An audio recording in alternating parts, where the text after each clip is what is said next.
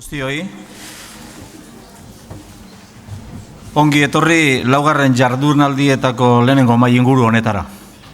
Ikastetxeak bizikidetza eremuak, gai mamitsua inondik ere. Izan ere, ikastetxean zeregin nagusia, hezkuntzaren zereginik edo egitekorik behinena, ikasleak bizitzarako ondo prestatzea da. Pertsona garapenean laguntzea eta elkar bizitzan trebatzea, gizartean herritar gisa parte aktiboa ardezan. Hezkuntza munduak, aitortu behar dugu, benetako iraultza ezagutu zuela, aurreko mendearen, 20. mendearen amaieran. Gure hezkuntza sistemaren euskalduntze prozesuari esker gaur egun, alde batetik gazte gehienak, gai dira euskaraz ulertzeko eta euskarazko gizarte ekintzetan parte hartzeko. Lehen ez bezala, ez dakit esan daiteken, inoiz ez bezala. Bestalde, hizkuntzaren eskutik ere, guk irakasleok iraultza pedagogikoa ere ezagutu behar izan genuen. Agian inguruko beste herrialde batzuetan ezagutu ez duten iraultza pedagogikoa.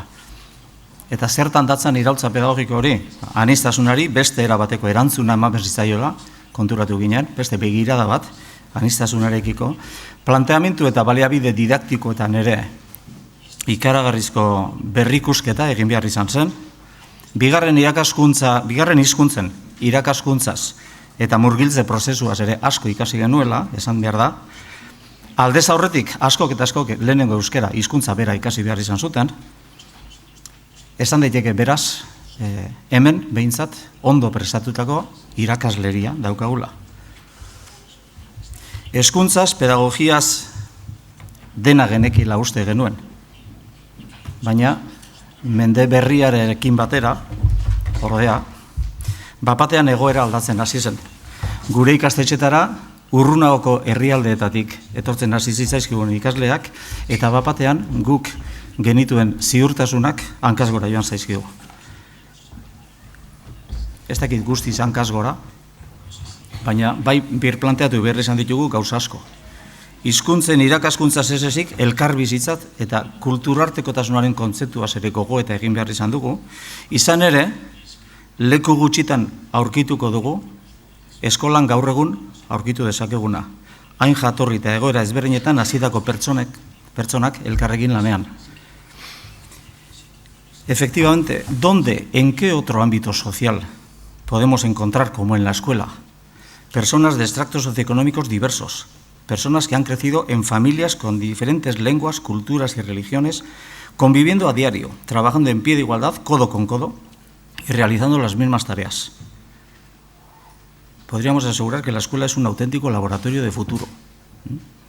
Algunos de los datos que hemos conocido hoy aquí nos interpelan directamente. Hemos visto la franja de edad de 0 a 24. No solamente eso, pero ahí hay datos que nos interpelan directamente al mundo educativo. Precisamente la finalidad más importante de la educación, hablamos sobre todo de educación no universitaria, hoy aquí, es acompañar a todos los alumnos y alumnas en su proceso de desarrollo personal y, por supuesto, prepararles para que puedan participar como ciudadanos activos en la sociedad que les tocará vivir. Sabemos también, no obstante, que el sistema escolar tradicionalmente suele tener dificultades para adaptarse con flexibilidad a las necesidades que comporta la diversidad del alumnado. Eso no es nuevo. No hablamos solo de diversidad de orden social y cultural. Los y las educadoras, al igual que lo hicimos con el reto de la euskaldunización y escolarización en modelos bilingües, hemos de seguir renovándonos, tenemos que seguir reinventando la escuela para dar respuesta a esta situación. Es mucho lo que hay en juego. La sociedad del futuro, los ciudadanos adultos, los profesionales, algunos de los políticos que nos regirán dentro de muy poco, están ahora conviviendo y educándose en nuestras aulas. El sistema educativo tiene, pues, que asumir la parte de responsabilidad que le corresponde, que no es poca. ¿Es adecuada la respuesta que estamos dando a este aumento de la diversidad en nuestros centros? Nuestro currículum, nuestra metodología, nuestra acción pedagógica, ¿qué resultados están dando? ¿Está sirviendo la educación a su finalidad de preparar a todo el alumnado? Y digo todo, independientemente de dónde nació su padre o su madre. Todo el alumnado para ser ciudadanos activos y críticos en la sociedad que les toca vivir. Por cierto, una sociedad, esta del siglo XXI, cada vez más cambiante, más globalizada y más multicultural. ¿Estamos en el buen camino? Bueno, pues estas y otras muchas preguntas nos surgen a diario. Pero hoy no le toca a este moderador buscar las respuestas. Me conformo, si acierto, con las preguntas. Parafraseando a Niels Bohr, científico danés, físico, premio Nobel de 1922, os digo, cualquier afirmación que salga hoy de mis labios, tomárosla como una pregunta. Hainbat erantzun, emango dizkigute, hemen nire ondoan dituzuen maikideak. Eurek lagunduko digute hain gai konplexu eta korapilotsuan poliedriko honetan argi pixka bat ematen, eta gure ikastetxetan zer gertatzen ari den apur bat hobeto ulertzen. Aurkeztu egingo dizkizuet, harin eta beraiei pasako diet hitza. Hemen nire ondoan daukazue, Jesus Fernández Ibáñez, ikastetxen zuzendaria da, Hezkuntza, Hizkuntza Politika eta Kultura sailean. Jesús Fernández es el director de centros educativos dentro del Departamento de Educación, Política, Lingüística y Cultura y nos hablará, entre otras cuestiones que le ocupan y le preocupan, de la escolarización de este alumnado, de la distribución de los diferentes centros, del alumnado que llega fuera de plazo de matriculación, me refiero, de dotaciones y recursos, etcétera. Junto a él tenemos a Igor Ibarrondo. Igor Ibarrondo Ulesi es el director pedagógico de la cooperativa Peñascal, que surgió de la mano de un grupo de escolapios y educadores preocupados por el elevado fracaso escolar en ciertos entornos. Surgió ya por 1986 con un taller que ha seguido evolucionando hasta la actual cooperativa Peñascal, con una plantilla de más de 150 personas en 8 centros de formación en Vizcaya, Guipúzcoa y Navarra, además de promover 7 proyectos empresariales. Igor Ibarrondo es licenciado en Pedagogía por la Universidad de Deusto y es el director pedagógico en la cooperativa Peñascal. Y junto a él veis a Francisco Lunas Arcos. Francisco Lunas Ibei Iseiko Didáctica Taldeko koordinatzailea da. El Instituto Vasco de Evaluación e Investigación es el organismo del Departamento de Educación encargado de realizar las evaluaciones externas, es decir, tanto las pruebas PISA como las evaluaciones de diagnóstico, las de competencia en lenguas, por ejemplo. Francisco Luna, una persona muy conocida y con una dilatada trayectoria en el campo educativo, forma parte del IBEI desde su constitución allá por 2001, si no me equivoco. Además de haber sido durante varios años su director, está en el centro de todos los análisis e investigaciones realizadas como coordinador actual del grupo de didáctica. Eta beraz, hirurei pasoko diet hitza, eta ez dakit nik hemendik gero denbora izango dugu zuek ere amaieran, nahi izan eskero, galderak egiteko, eta nik uste dut hiruren artean askoz ere gauzak gehiago ere esan daitezke, baina lagunduko digutela hiru angulo horietatik ikuspegi global bat ematen, ia lortzen dugun. Jesus Fernández.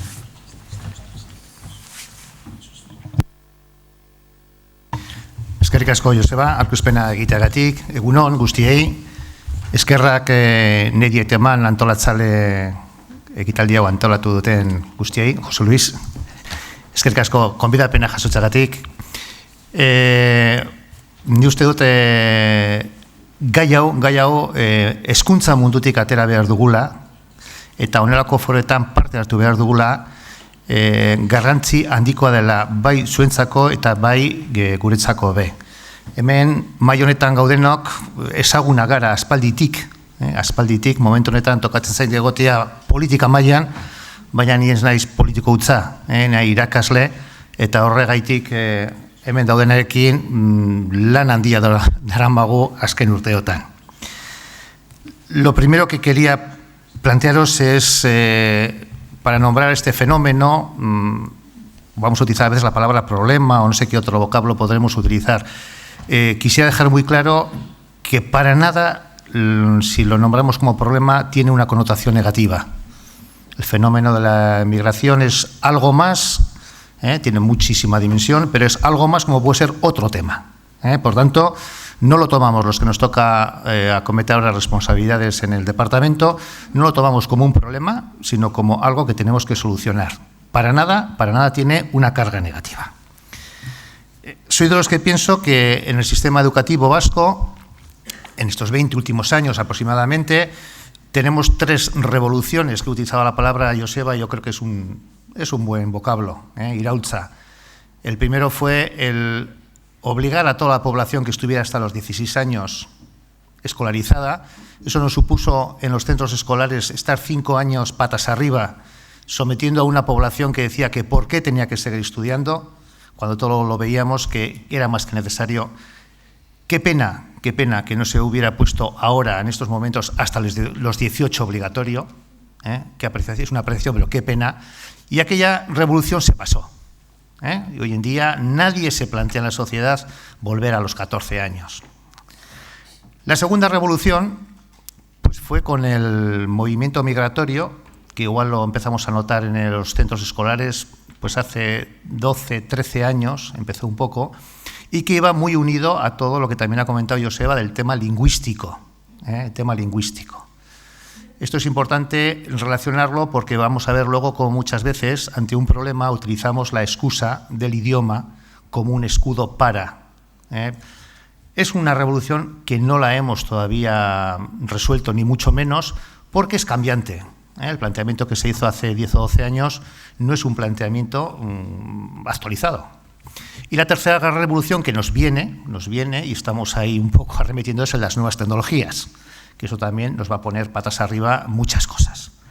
Bien, entonces, centrándonos en el tema que nos preocupa, y a mí me toca llevar la responsabilidad de las matriculaciones del alumnado, como veo que aquí bastante gente no es del mundo educativo, pues igual si nos conviene un poco ver cómo se matricula el alumnado.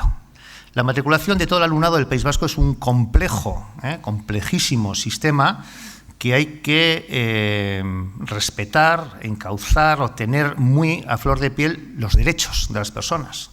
Derecho al centro a elegir, derecho ideológico, derecho de modelo, derecho de no sé qué. Derechos, vamos a decir, que llevan muchos de ellos consigo una carga. Derecho a un transporte, derecho a un comedor, derecho a una beca, etc. Entonces, cuando empieza un curso escolar, que acabamos de comenzarlo hace mes y medio, para empezar un curso en septiembre, la maquinaria empieza a ponerse en febrero. De hecho, nosotros ya en la dirección ya estamos trabajando la convocatoria para el curso que viene. Entonces, hacia febrero, que es la época de las matrículas, se saca una convocatoria donde las familias eligen qué centro, qué modelo, etcétera, quieren. Es un acto totalmente democrático donde cada familia expresa su voluntad en un documento escrito. Ese proceso que se inicia en febrero va continuando, se resuelve, tal, y prácticamente hasta finales de mayo, primeros de junio, estamos resolviendo eso. De tal manera que para empezar el curso en septiembre, todas las voluntades de todas las familias están, vamos a decir, bastante encajonadas en el sistema educativo. Para que os hagáis una idea, el 95% aproximadamente de las familias del País Vasco tienen la primera opción que han elegido, tienen plaza. Es un nivel altísimo, de que el 95% de las familias elijan el centro que quieren. Cuando vamos a segundas opciones o a terceras opciones, pues hay otro. Bien. Con el tema que estamos tratando, que tenemos que tratar aquí, ¿qué tiene que ver esto? Pues tiene que ver esto de una manera muy clara. Nosotros acabamos el proceso, como os he dicho, a finales de mayo o junio. Vamos a empezar el curso y para empezar el curso pues tenemos que asignar profesorado, tenemos que asignar recursos, tal. Y resulta que desde julio, agosto, septiembre, octubre un poco, luego va rebajándose, pero nadie lo puede controlar, nos viene una afluencia de alumnado que hay que escolarizarlo y que, claro, ¿cómo lo encajamos en este sistema? Por supuesto que hay que encajarlo en donde hay huecos que ya están creados para recoger o huecos que hay que crear, si es posible, que no es muy fácil ponerlo. Para que os hagáis una idea, este curso, al día de hoy, que estamos, creo que es 15 de octubre, ¿no? Mitad de octubre, hemos recibido pues más de 2.049 matrículas, alumnado que hay que escolarizar. Por supuesto que este alumnado, sabemos todos el perfil que tiene. Es un alumnado que ha venido a una ciudad, ha venido a un barrio, ha venido a una zona. No sabría deciros si es el 80 o el 90% de alumnado fuera de la comunidad, pero prácticamente el 90 y tantos es alumnado de fuera de la comunidad, con lo cual hay que encajarlo en nuestro sistema y hay que encajarlo, pues eso, cerca de su barrio, cerca de su familia, en su entorno. Cómo resolvemos el problema lingüístico, el tema de los niveles, el tema de si tiene carencias de lo que sea, etcétera, etcétera. Y esto para nosotros es un problemón, es un problemón de cómo un curso organizado, 2.349 hoy, el curso pasado completo, que finaliza en julio, es decir, todo el curso 13-14, tuvimos que escolarizar a 3.017 personas, pues claro, origina un revuelo tremendo. Para organizar estas personas, por supuesto que no se hace a dedo, ahora te cojo, te quito, sino que tenemos unas comisiones de escolarización que semanalmente se reúnen, tenemos uno por cada territorio, ellos analizan las peticiones que han llegado a lo largo de esa semana y buscan, con los huecos que tenemos en los centros, dónde colocar estas personas. Pero claro, no es un hueco coloco una persona, sino que hay que mirar qué barrio, qué proyección, qué equilibrio puede hacer aquí, la familia qué es lo que quiere, etcétera, etcétera. Y es aquí donde tenemos el auténtico problema. Daos cuenta que semanalmente una comisión de Vizcaya o una comisión de Guipúzcoa son 40 personas. Y es una semana y otra semana y otra semana. Hay un centro escolar que igual ha recibido 20 alumnos. Un centro escolar, por ejemplo, me estoy acordando uno que estuve la semana pasada, tiene 300 alumnos, ya ha recibido 39. O sea, el 10% del alumnado lo ha recibido desde septiembre a ahora. Donde lo encajas, te pone patas arriba un centro. Es dificilísimo darle una solución. Y eso, lo que decías, es un problema, pues bueno, es una realidad que tenemos que ir gestionándola. Yo creo que, así como os decía antes, que no hay que tomarlo como un problema, sino como algo que hay que gestionar, en plan negativo, ¡ay, esto que nos viene encima! No, simplemente creo que hay que trabajar con lo que hay. Nos viene esta realidad y esta es la que hay que apoquinar con ella. ¿Qué va a pasar lo que viene? Pues no sabemos, no sabemos, porque esa gente que viene no depende de los centros educativos. Esa gente que viene depende del mundo económico, de cómo funcionan las empresas, de los barrios y la vivienda, que igual es el factor que más nos está marcando últimamente, en que en ciertas zonas tenemos más alumnado que en otras, pero claro, eso no lo controlamos ni nosotros ni mucha gente. Pero sí me interesa decir que la idea de la escolarización del alumnado, vamos a llamarle inmigrante, va muy relacionado con otros temas, fundamentalmente con el de la vivienda. Por tanto, políticas de vivienda tienen que ir unidas a políticas de educación. No creo que nosotros tengamos que ir pensando en lo que os decía antes, un hueco, una persona, porque no, un chaval que está en un barrio en concreto, en una ciudad en concreta, un pueblo pequeño, pueblos hay menos problemas porque no hay más opciones. Pero sobre todo en las ciudades donde tenemos más opciones. ¿Qué pinta un alumno de este perfil con otro alumno que es otro perfil totalmente distinto? Podemos quedar políticamente muy bien, hemos colocado uno, pero ¿es lo mejor para ese alumno? Pues yo creo que nosotros como responsables de educación, lo primero que tenemos que pensar es dónde mejor está ubicado ese alumno y dónde ese alumno o esa alumna puede desarrollarlo mejor. Y esto nos va a llevar a que hay centros supercargados y otros centros que están más vacíos. Pues sí, pero una política numérica, desde luego, no sería la mejor política. ¿Qué medidas pone el departamento? Porque claro, el problema es puesto un poco, la realidad es puesto un poco, pero se nos exige. Una medida que llevamos utilizándola, creo que desde 1900, o sea, lleva como 13 años, es la figura del profesorado de refuerzo lingüístico.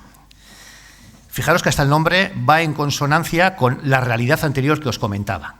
Es decir, cuando empezamos a recibir el primer alumnado, el alumnado inmigrante, me vais a permitir que yo la primera vez que fui a una reunión sobre alumnado inmigrante fue el año 2000, en el Berchegune de Sestao.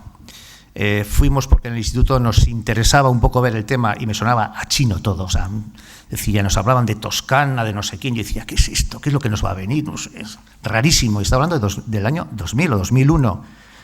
Y luego he estado en un centro donde el 50% del alumnado ha sido migrante, y genial, o sea, no ha habido ningún problema, es lo que nos tocaba, lo que hemos tenido, y trabajamos según el alumnado que teníamos.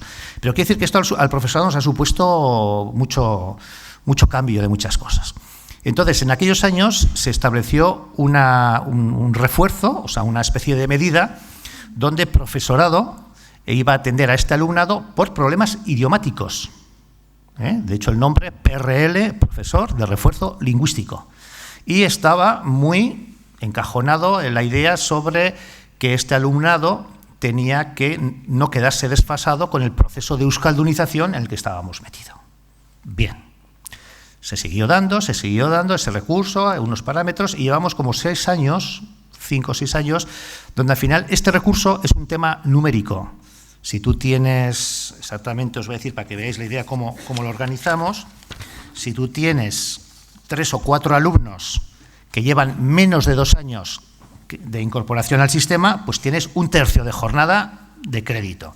Si tú tienes 5 u 8 alumnos, que llevan menos de 2 años aquí, tienes medio profesor. Es una tabla matemática que es la que llevamos funcionando. Y no la hemos variado. O sea, no la hemos variado pues porque no encontramos otra fórmula que la pueda sustituir en este momento. Y desde luego, si quitamos ese recurso, tenemos muchísimo problema.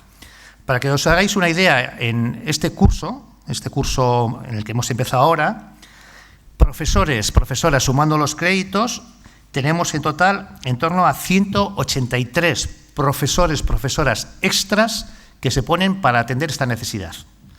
Si eso alguien hace un cálculo matemático, supone más de 9 millones de euros al departamento. Pero el tema numérico no me interesa, es una necesidad, se cumple, etc. Os quiero decir con esto que vamos a decir, la respuesta que el departamento hace en poner en Baliabide recursos a este fenómeno es alto, pero lo cual no quiere decir que sea el mejor recurso, pues porque en este momento ha evolucionado todo. Hace 11 años o 10 años se ponía para el tema lingüístico, pero es que hoy el tema del fenómeno de la inmigración no es un problema lingüístico, es muchas más cosas, y el perfil del recurso que damos es ese. No lo podemos quitar ni lo queremos quitar, pero fijaros qué cifras estamos hablando, pero sí creo que tenemos que trabajar en remodelar un poco eso. Y el año pasado pusimos en práctica, pusimos en marcha un proyecto que le denominamos Hamaika Esku, es decir, es un proyecto donde aquí no es solo el tema del profe, el andereño, con el chavalito o la chavalita, es un tema que tenemos que entrar más agentes de la sociedad. Y entonces, basándonos en unos datos de evaluaciones, etcétera, que fue un poco, hay que argumentar ciertas cosas, pues hemos tomado parte en 53 centros que el perfil de los 53 es que tiene alto alumnado inmigrante, pero el objetivo no fue el entrar con el alumnado inmigrante. Pero está claro que esta tipología de centro tiene alto alumnado inmigrante. Para que os hagáis una idea de los recursos de profesor de refuerzo lingüístico, en estos 53 centros tenemos casi la tercera parte. Ese es un indicador también que ya nos lo comenta. ¿Qué hemos hecho con este programa de Hamaika Esku en los centros? Pues otro tratamiento distinto. Queremos tratarles con más mimo, porque creemos que el mimo también es importante en el trato humano. Queremos dejar iniciativa a las direcciones, que sean ellos los que nos digan cómo pueden organizar el centro. Hemos establecido comisiones de servicio para que el profesorado que vaya no sea un tema numérico, sino que también vaya adecuado a ese proyecto. No todos somos válidos para todo. Es decir, hay gente que puede ser un profesor magnífico de matemáticas en un instituto en Boticasar, por poner un ejemplo que está aquí al lado, pero esa persona no desarrolla bien su profesión en un centro que está en la punta de Peñascal. Y eso también hay que ofertar de que hay gente que tiene mejores mimbres para estos trabajos, y entonces las comisiones de servicio nos facilitan. Hemos dotado de recursos extras a estos centros también. Hemos cogido un compromiso a la Administración de que trimestralmente haya una comisión que no es controlar la palabra, pero sí es ver cómo se emplean las cosas, ver qué problema tienen, ver qué solución plantean ellos y que nosotros podamos encauzarla. Y también tenemos un compromiso, los responsables de la Administración, donde nos hemos comprometido a visitar centro por centro. Nosotros creemos que la cercanía y la compañía en todo esto es muy importante. Cuando vas por los centros aprendes un montón, un montón. Estaba hablando con los compañeros y ya con esto acabo, porque luego habrá preguntas. Un centro de Vitoria, de los de Amaica Esku, 28 nacionalidades. Yo creo que era raro encontrar gente vitoriana. Y la directora me decía, nos llaman gueto. Me decía, gueto, mira, el gueto está fuera. Aquí no existe gueto. Y yo creo que esa expresión de la directora, con toda su sonrisa, es muy importante. Los chavales en los centros están muy protegidos y esa es nuestra misión, que los chavales en los centros se sientan libres, se sientan que conviven, que es el mejor espacio igual de su ciudad o de lo que sea donde están, en el centro escolar. Y eso es lo que nosotros tenemos que mimar, o por lo menos esa es nuestra intención. Es difícil, todo esto es muy complicado, no podemos solos el Departamento de Educación con ello, no podemos, ni es bueno que fuéramos por libre. Yo creo que es un trabajo de sociedad. Yo creo que sí podemos decir que en Euskadi somos muy, muy solidarios con este tema. Creo que lo podemos decir. Las cifras que ponemos lo podemos decir. Pero también hay que decir, y tomármelo, como decía antes Joseba, como una reflexión o como una afirmación, en estos procesos de matriculación no todos los centros del País Vasco participan igual. La mitad de los centros públicos no tienen recurso PRL porque no lo necesitan. Pero detrás hay una lectura. Y si vamos a otro tipo de centro, yo creo que más que tender la mano para que aportar un grano a todo esto, ponen un cerrojo bajo otros argumentos que nada tiene que ver con esto. Esto lo comento en el sentido de que podemos trabajar como adultos en muchas cosas, pero si desde el inicio, desde los procesos educativos, desde las matriculaciones educativas, no damos como sociedad un pasito más, el día de mañana cuando tengamos a estos de políticos, yo creo que hay que quitar fantasmas. Luego Paco también nos comentará resultados, etcétera. Eso de que se baja el nivel de los centros está pasado de moda. Yo creo que hablar en un centro de nivel, ¿qué es eso del nivel? Estamos hablando de competencias. Un chaval, yo tengo un hijo en primero de la ESO, y cuando estaba en quinto sabía de animales 1000 veces más que yo, sin haber dado natura en clase. Lo aprende en la tele, lo aprende en internet, lo aprende porque lo que sea. Y claro, antes teníamos los conceptos, solo se daban en los centros los conceptos, y evaluábamos los conceptos. Hoy en día eso está pasado de moda. Un chaval que convive, que aprende, que gana en competencias, eso es muy importante. Y ahí en ese sentido yo creo que tenemos que lanzar un poco todos. Los centros, sí es verdad que hay una parte de todo esto que es fácil asimilar, un porcentaje. Y cuando un porcentaje nos desborda, como puede ser esta matriculación que estamos teniendo, pues es más costoso, es verdad. Pero de ahí a decir que porque tenga yo este alumnado en clase baja el nivel, yo creo que de educación, por lo menos de educación, por dónde va todo esto, no se sabe mucho.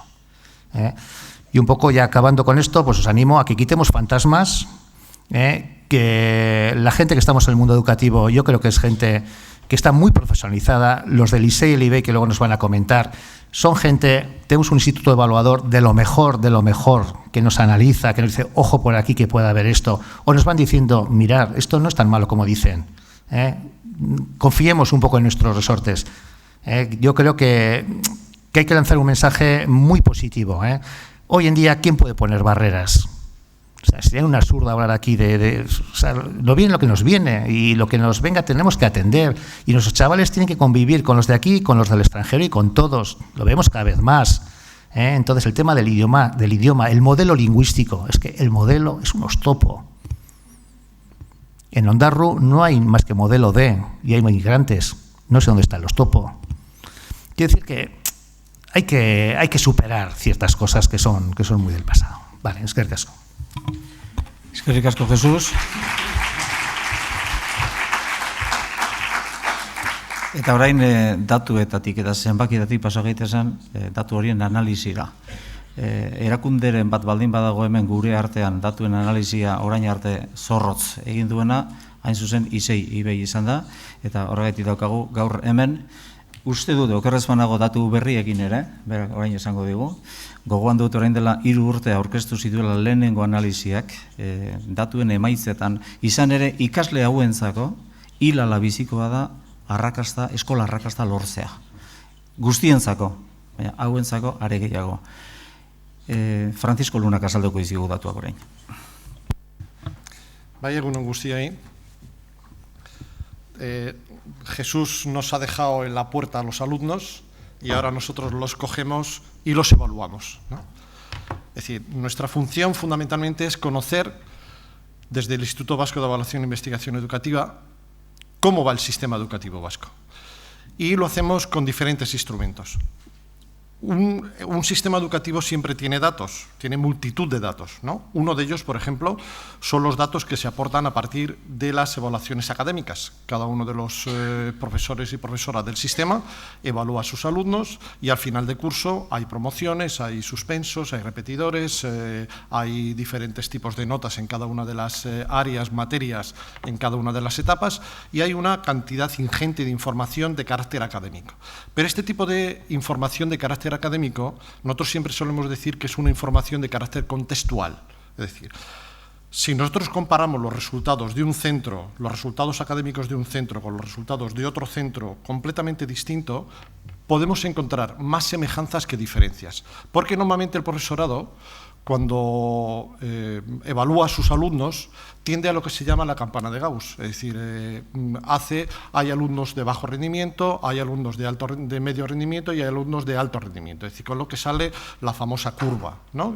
Y eso ocurre en general en todas las clases, casi sea cual sea la situación. Es decir, normalmente el profesorado de los centros tiene en mente que hay algunos alumnos que van a suspender, normalmente hay un grupo compacto de alumnos que estarán en las puntuaciones intermedias y hay otros alumnos que estarán en las puntuaciones altas.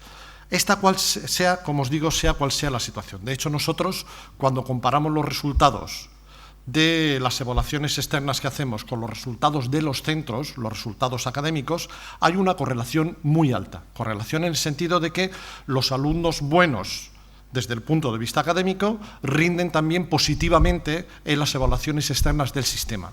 Pero la puntuación alcanzada por cada uno de estos alumnos en la evaluación académica y en la evaluación externa no es la misma. Un sobresaliente en un centro no vale lo mismo que un sobresaliente en otro centro.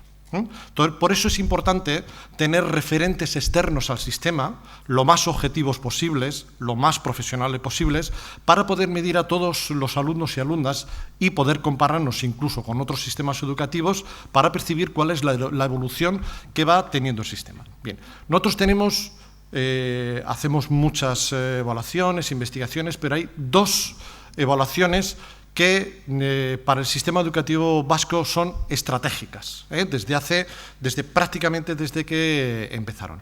Por un lado es una que llamamos la evaluación de diagnóstico.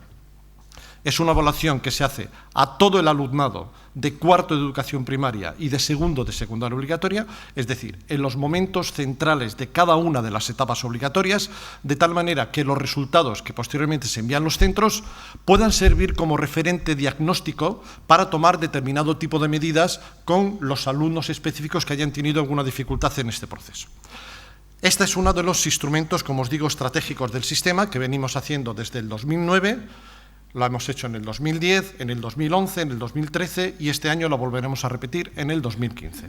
Es una evaluación externa al sistema, van aplicadores a los centros, se corrige desde fuera del centro y se envían los resultados a cada uno de los centros. Cada uno de los centros con estos resultados, tanto de carácter global, de cada uno de sus grupos como de cada uno de sus alumnos, tiene que hacer un plan de mejora, un plan de intervención para la mejora que le puede llevar en la intervención de diferentes aspectos que ellos consideren que han identificado a partir de los resultados. Bien.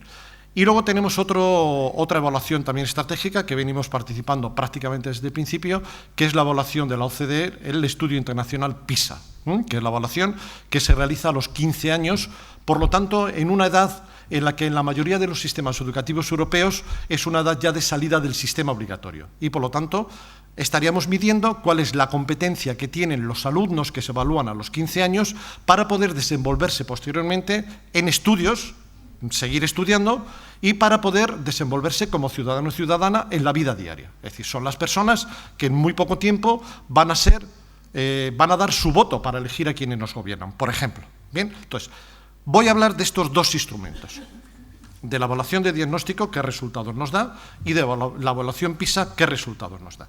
Bien, para eso primero vamos a hacer una fotografía de situación, para saber dónde están situados los alumnos nativos y los alumnos inmigrantes, qué porcentajes, tanto en educación primaria, cuarto de educación primaria, como en segundo de secundaria obligatoria, y vais a ir percibiendo las diferencias. Como decía anteriormente, creo que era Gorka, cuando presentaba los resultados, por parte de Ikuspegi, ver la evolución del sistema, ver el futuro del sistema nos lo permiten las etapas inferiores.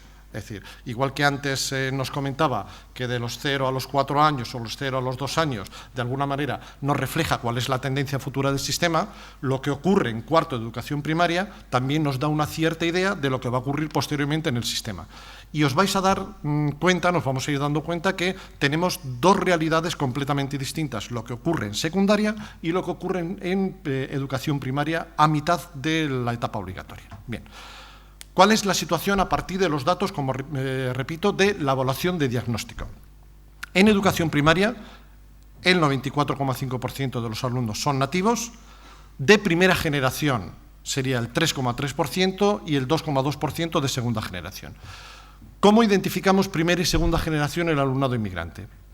Con los criterios que se utilizan a nivel internacional, por ejemplo, la evaluación PISA o que utiliza la IA, que es otra organización de carácter internacional, que desde los años 50 viene haciendo evaluaciones internacionales. Un alumno inmigrante de primera generación es aquel que su padre, su madre y él, el alumno o la alumna, ha nacido fuera del país. Alumno de segunda generación es cuando nace el alumno en el Estado, en este caso tiene nacionalidad española, y su padre y su madre han nacido fuera. Por lo tanto, los matrimonios mixtos y otro tipo de circunstancias no se contabilizan dentro de esta tipología. Es decir, necesariamente, a la hora de elaborar unos datos y sacar unos rendimientos, es imprescindible definir con claridad a qué tipo de alumnado nos estamos refiriendo. Y por lo tanto, utilizamos este criterio. Bien, vamos a verlo un poco, por lo tanto, tendríamos que el 5,5% de los alumnos de educación primaria, en cuarto de educación primaria, es alumnado inmigrante con estas características. Bien. Si vemos el reparto público-concertado, privado-concertado, el 72% de los alumnos de educación primaria están en centros públicos y el 28% en centros privados concertados. ¿Qué es lo que ocurre en secundaria? Esto es lo que nos va viniendo. ¿Qué es lo que ocurre en secundaria obligatoria? Segundo de secundaria obligatoria. 7,5% de alumnado inmigrante primera generación y el 0,8% de segunda generación. 8,3% en total de alumnado inmigrante, ya veis que prácticamente se duplica. Y si vemos el reparto pública-privada, el cambio la fotografía es completamente distinta. Recordáis que teníamos un 28% en educación primaria, mientras que aquí tenemos un 41,6% en centros concertados. Es decir, hay un reparto, vamos a llamarlo, más proporcional en educación secundaria obligatoria porque acumula un mayor número de alumnos y alumnas dentro de esta etapa. Bien.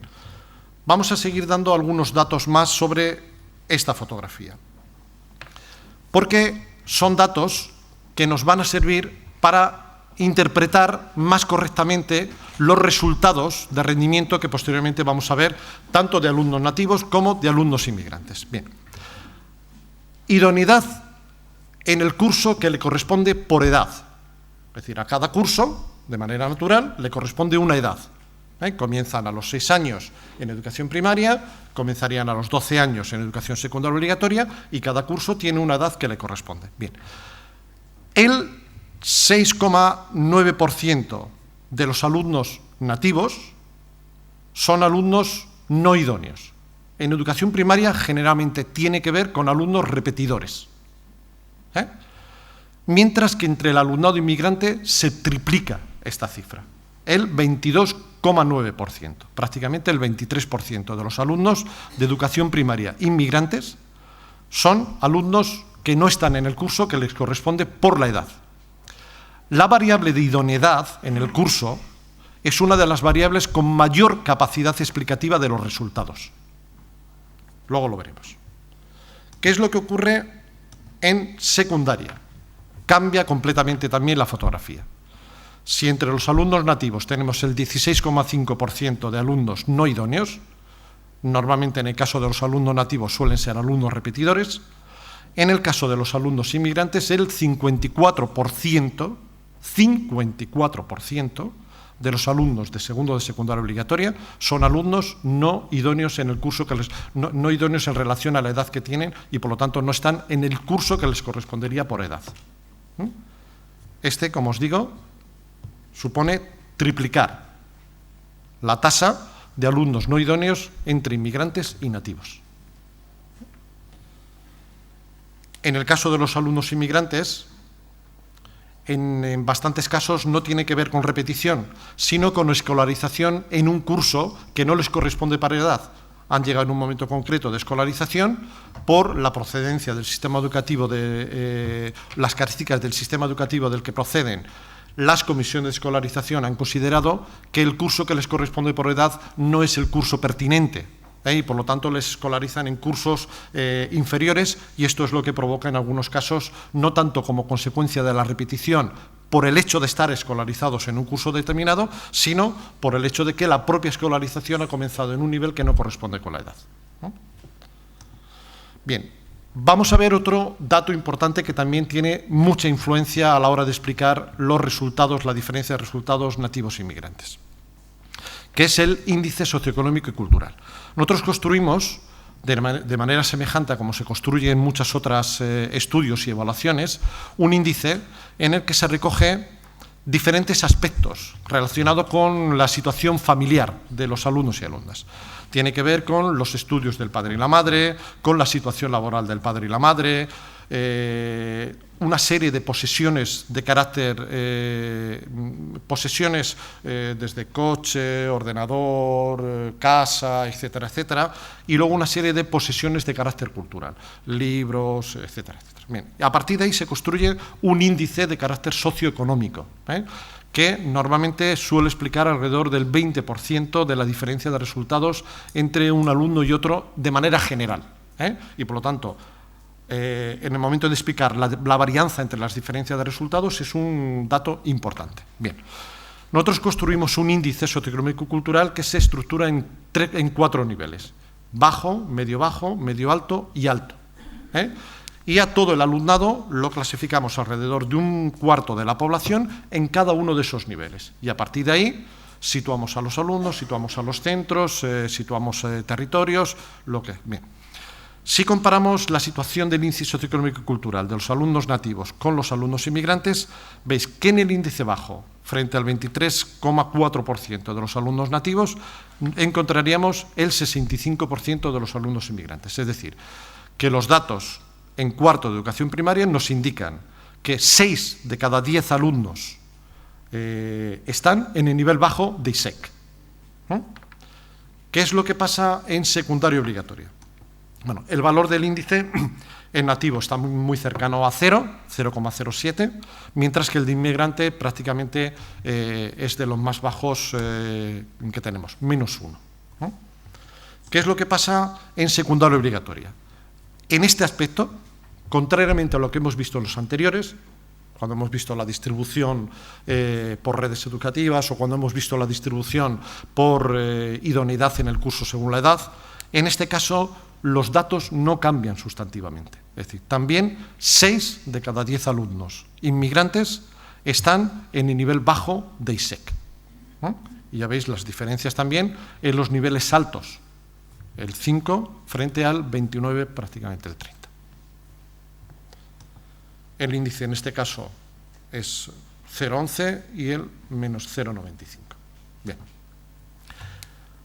¿Dónde están escolarizados estos alumnos? Nosotros tenemos un sistema educativo, cuando hacemos reuniones por comunidades autónomas y a veces contamos qué hacemos en cada comunidad autónoma o ponemos en marcha medidas conjuntas entre las comunidades autónomas, yo suelo decir siempre que el sistema educativo es de los sistemas educativos más complejos. Tan complejo que es difícilmente comparable con cualquier otro sistema educativo. A nivel de Estado español, sin duda alguna. Es decir, no hay ningún otro sistema en todo el Estado con la complejidad estructural, organizativa, que tiene el sistema educativo.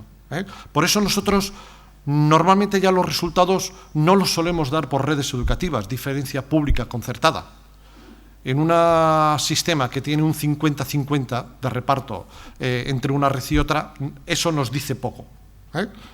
Ya veréis luego en algunos casos cómo hay redes o hay estratos de la red concertada que escolarizan a alumnado inmigrante en una proporción importante. Cosa que, si comparamos ese dato con otras comunidades autónomas, no ocurre. Y no nos sirve tampoco como criterio de valoración o de criterio de análisis los modelos lingüísticos. Porque si hablamos del modelo A, el modelo A de nuestra comunidad tiene los mejores y los peores resultados del sistema. Cuando nosotros hacemos la evaluación PISA, olvidaos del tema de los inmigrantes, los peores resultados, los más bajos resultados salen en el A público y de los mejores resultados salen en el A concertado. Por lo tanto, el modelo lingüístico engloba muchas cosas. No nos sirve como criterio de análisis que nos dé luz sobre la situación en la que estamos en el sistema educativo. Por lo tanto, utilizamos lo que llamamos estratos. El estrato es la unión del modelo lingüístico y la red educativa. Y tendríamos 6 estratos. A público, B público, D público, A concertado, B concertado, D concertado. Bien. Esta es la fotografía del reparto. Tenéis en azul el porcentaje de alumnos inmigrantes que existe en cada uno de esos estratos y en rojo el porcentaje de alumnos nativos en azul y en rojo el porcentaje de alumnos inmigrantes. Y ya veis cómo empiezan por los estratos públicos y vamos hacia los estratos concertados.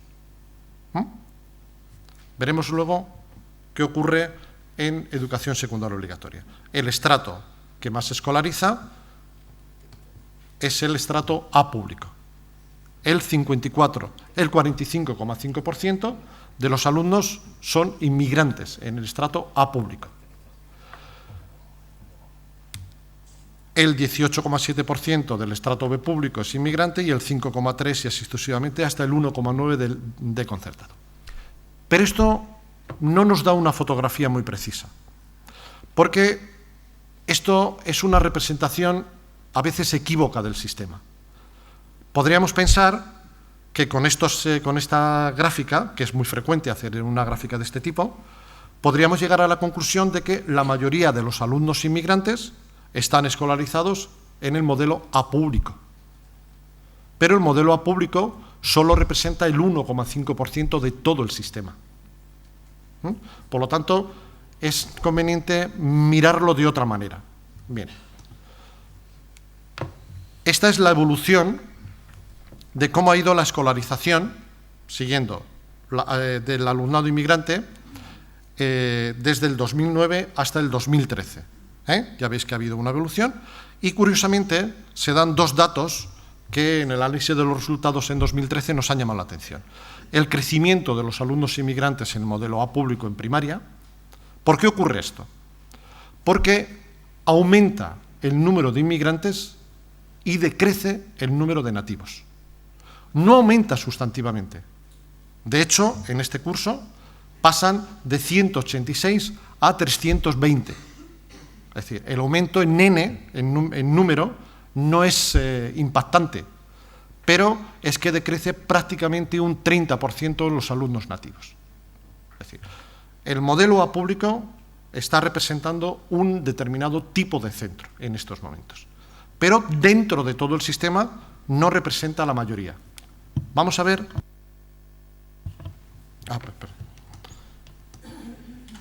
Esta es otra manera de mirar las cosas. Bien, ¿qué es lo que representa esto? La columna azul representaría a los alumnos nativos. Sumada todas las columnas azules nos daría el 100% de los alumnos nativos. Y entonces vemos qué representa en el sistema cada uno de los estratos.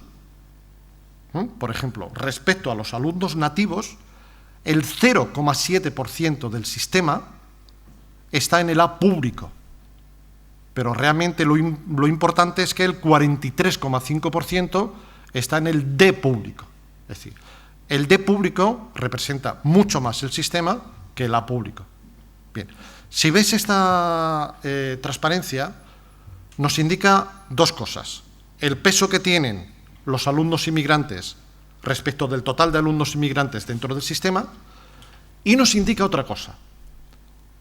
¿Qué estrato más o menos tiene un equilibrio respecto a total de alumnos inmigrantes y de alumnos nativos? Si os dais cuenta, el único estrato en cuarto de educación primaria que está cercano en cuanto a porcentaje de inmigrantes que acoge en su seno respecto al porcentaje de alumnos nativos que escolariza es el D público. Del total de alumnos inmigrantes en el sistema, el 42,4% está en el D público, un dato muy cercano al porcentaje total de alumnos nativos que escolariza. El resto, el A público y el D público, escolarizan porcentajes mucho más altos de los que hipotéticamente les correspondería por representación de nativos en el sistema, y en el caso de los concertados ocurre lo contrario. Este es el gráfico de secundaria obligatoria. Ya veis que en el A público ocurre lo contrario. Son más los alumnos inmigrantes escolarizados en el A público que en el A público que alumnos nativos. El 62,4%. Esta es la evolución.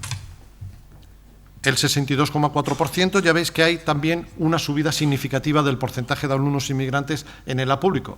Y ocurre la misma circunstancia, es decir, reducción de alumnos nativos y pequeña incorporación de alumnos inmigrantes.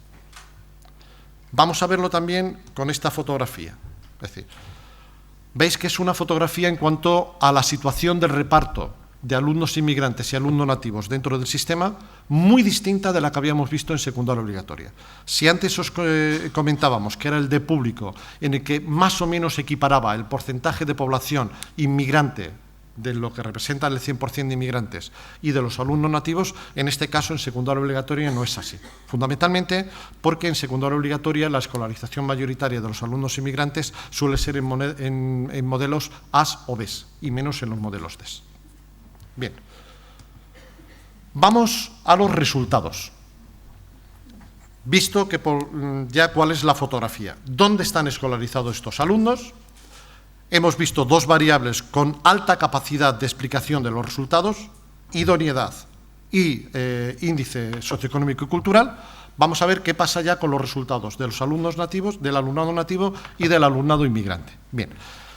Nosotros medimos muchas competencias. Hay 3 competencias que las medimos todos los años. Todas las veces que hacemos evaluación diagnóstica medimos euskera, castellano y la competencia matemática.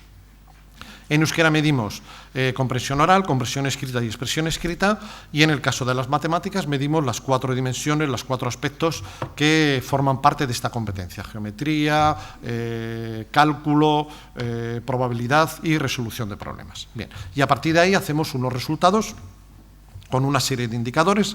Bien, tenéis en este caso, y solo utilizar en este caso porque vais a ver que la diferencia no es muy grande, en verde la puntuación del alumnado nativo, del alumnado inmigrante de primera generación, y en azul la de segunda generación, con los datos que hemos dado al principio.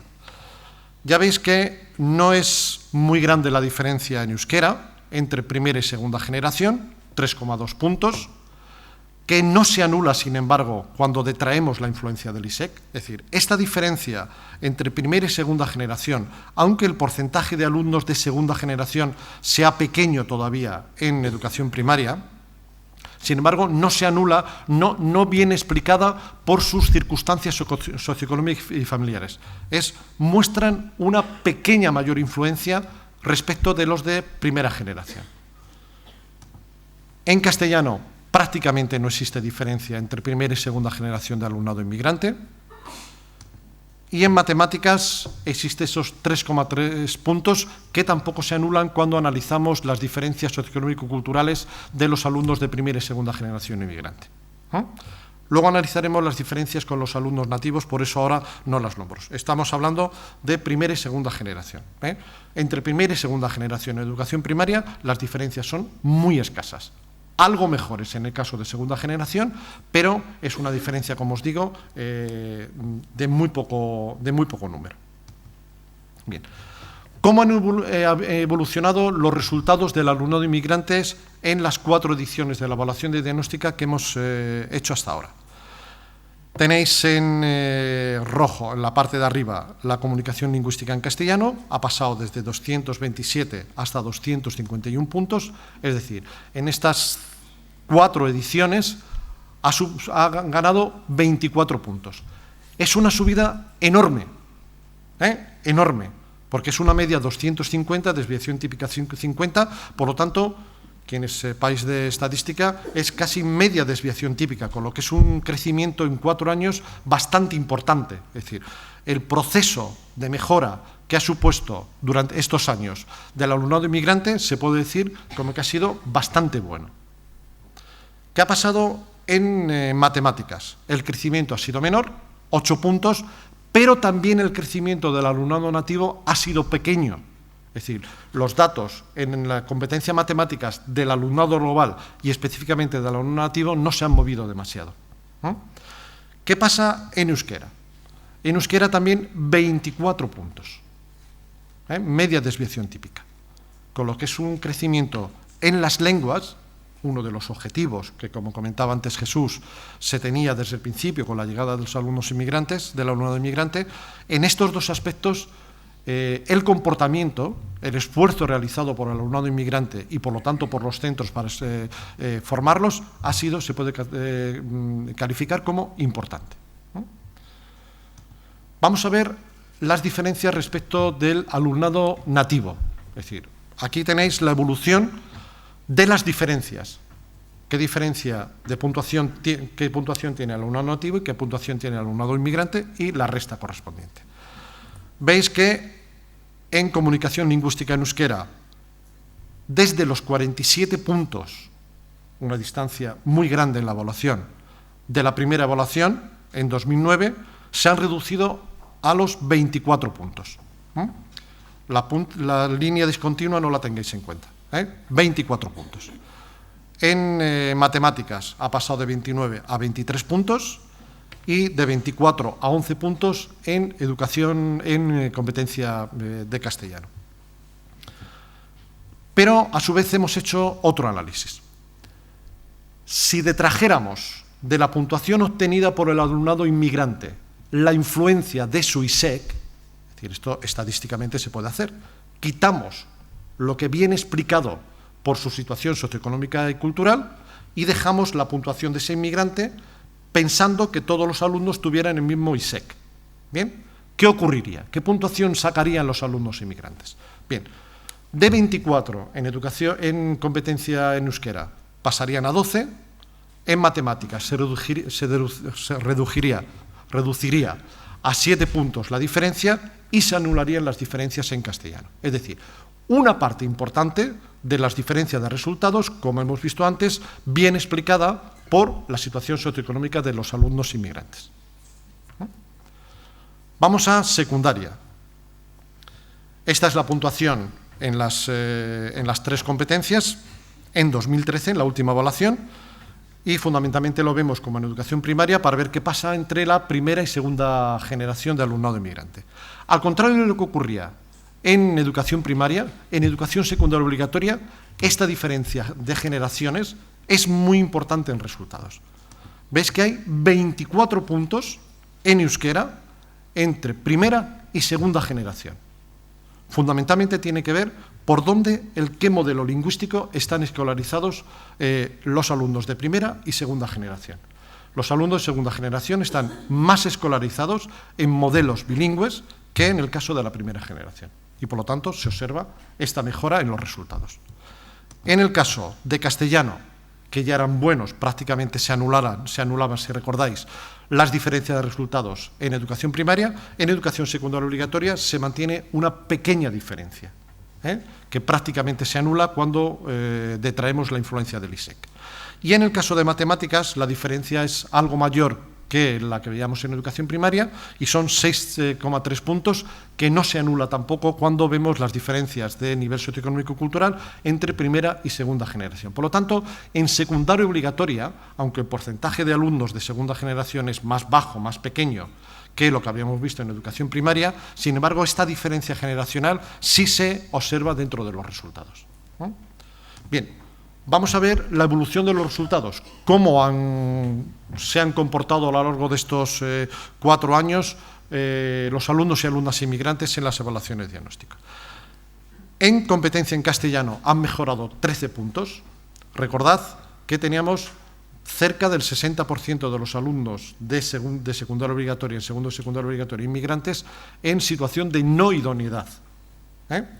Es decir, los 24 puntos que hemos visto en educación primaria, aquí se reducen a 13, pero han mejorado 13 puntos a lo largo de estos años.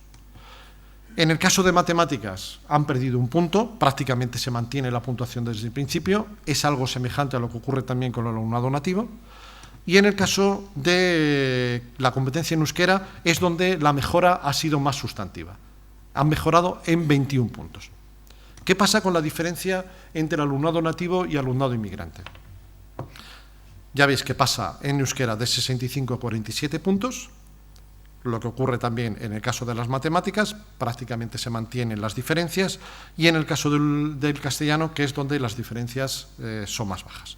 Pero si hacemos ese cálculo detrayendo, quitando la influencia del ISEC, en este caso se reducen algo las diferencias respecto a los alumnos nativos, pero no se reducen sustantivamente como habíamos observado en educación primaria. ¿Qué significa esto?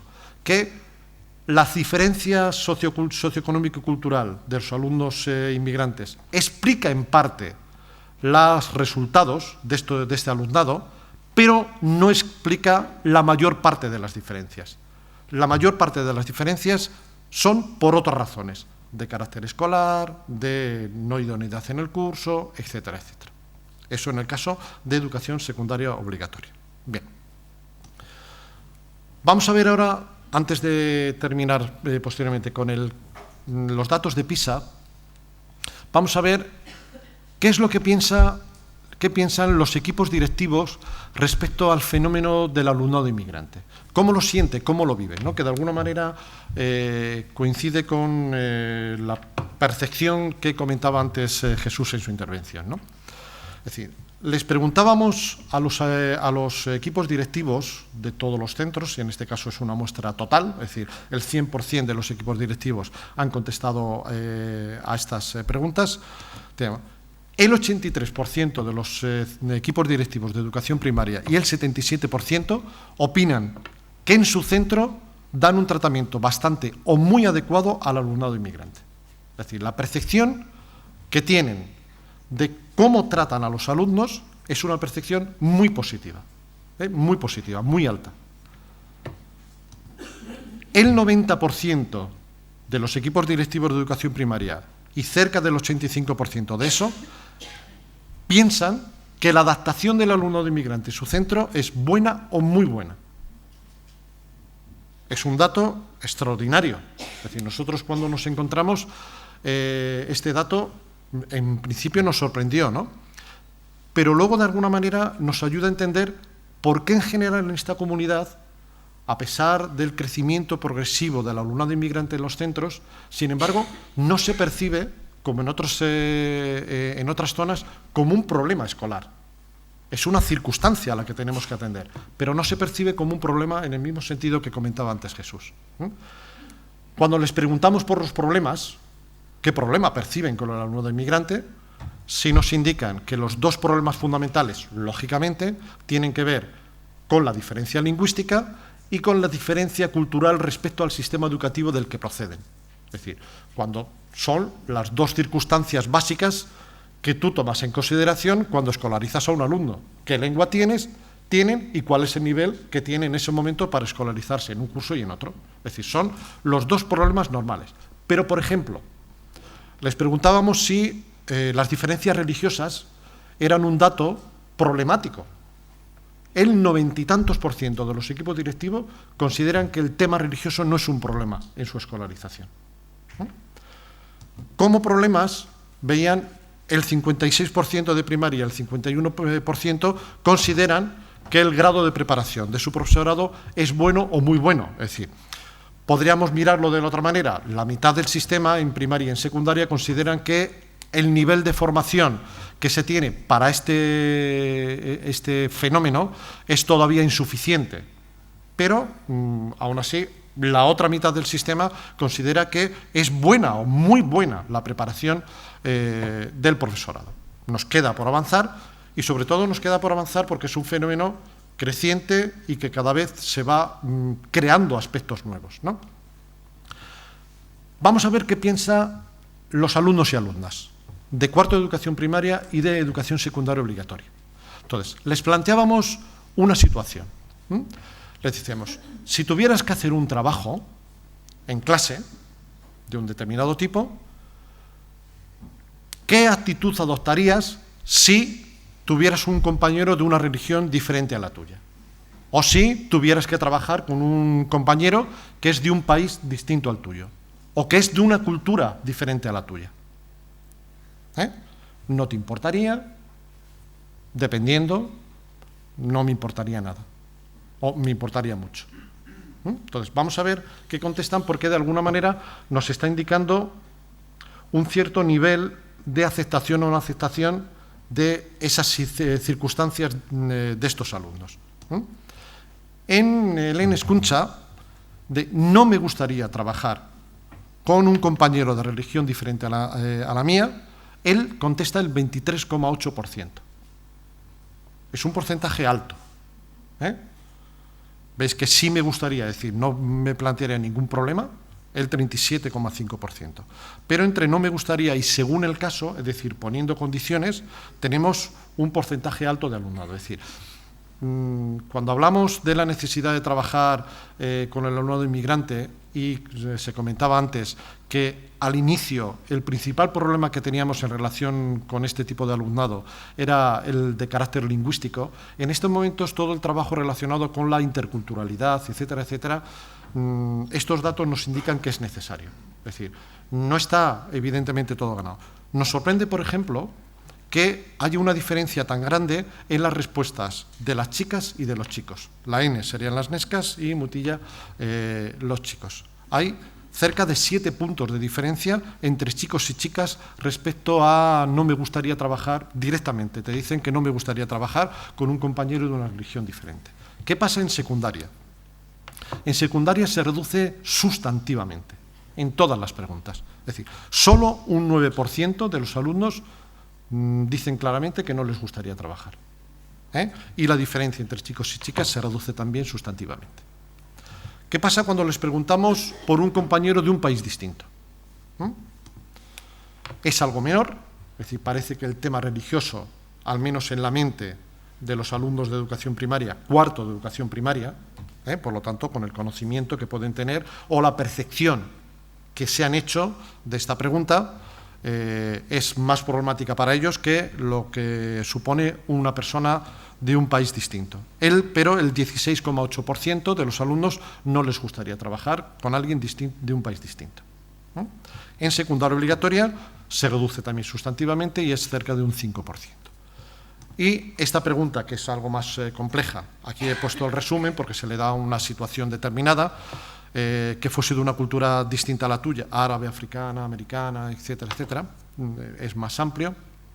Y esta solo se hace en secundaria obligatoria, y en secundaria obligatoria la situación respecto a esta pregunta nos da como que el 7,2% de los alumnos no les gustaría trabajar con alguien de una cultura distinta a la suya, ¿no? Pero mayoritariamente, pues bueno, o no tendrían problema, o dependiendo de la situación, o dependiendo del problema que tuvieran que trabajar. Bien. Y ya para terminar, vamos a ver los resultados. Hemos visto que se ha dado en la evaluación de diagnóstico una mejora sustantiva en los resultados del alumnado inmigrante y en una reducción de las diferencias entre el alumnado nativo y el alumnado inmigrante. Pero si nos comparamos nuestra situación, los resultados de los alumnos inmigrantes respecto de otros países o de otras comunidades autónomas, ¿cómo estamos? Porque la evaluación de diagnóstico, de alguna manera, nos medimos a nosotros mismos con nuestro propio instrumento, la evaluación de diagnóstico. Pero tenemos que utilizar un instrumento que sea común, utilizado de manera común por muchos países. PISA participan 65 países del mundo y, por lo tanto, es en estos momentos la evaluación internacional no solamente de mayor calidad, sino de mayor dimensión. Bien. En este caso, la fotografía no es tan positiva como todo lo que habíamos visto hasta ahora. El País Vasco, si nos comparamos con una serie de países europeos, en general con buenos resultados en PISA, como nosotros también tenemos buenos resultados en PISA, somos de los países con mayores diferencias entre alumnado nativo y alumnado inmigrante. El que veáis aquí 87, 74, 70, y antes hemos estado hablando a veces de 40 puntos, 30 y tantos puntos, son coherentes. En este caso, esta evaluación utiliza como medio 500. En la evaluación de diagnóstico utilizamos como medio 250, por lo tanto, la diferencia la tienes que multiplicar por 2. Y por lo tanto, nos encontraríamos más o menos en las mismas diferencias que hemos venido viendo hasta ahora. Pero ya veis que la media de la OCDE es 37 puntos entre alumnos nativos e inmigrantes en el caso de matemáticas, mientras que nosotros tenemos 87 puntos de diferencia. Es decir, que es cierto que se ha hecho mucho, que se ha trabajado mucho, habrá que seguir, pero hay que seguir trabajando porque estas diferencias siguen siendo demasiado escandalosas para utilizar. Estaba intentando buscar otro adjetivo, pero al final creo que demasiado escandalosas, pero es evidente que tienen que ver con la fotografía que hemos visto en educación secundaria obligatoria. La perspectiva es que la evolución de los datos que tenemos en educación primaria vayan reduciendo estas diferencias. Para tranquilizar un poco las conciencias, uno de los países con mayores diferencias entre nativos e inmigrantes es Finlandia. Luego, por lo tanto, Finlandia también tiene algo malo,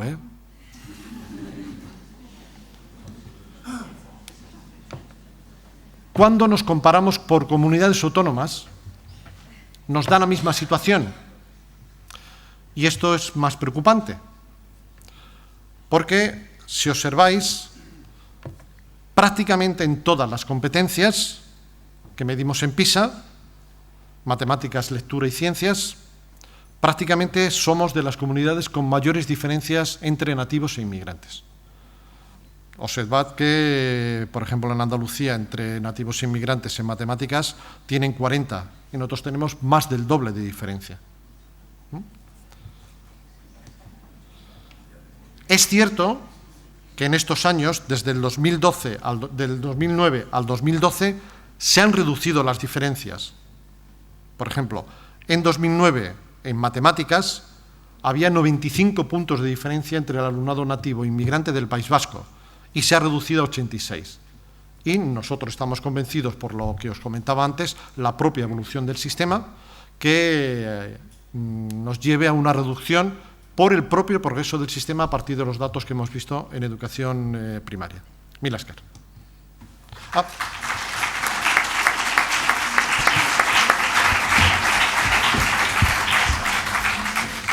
Eskerrik asko, Francisco Luna, oso datu interesgarriak eta segurazki oraindik ere aztertzen jarraitu beharko dugu, mamitsuak baitira.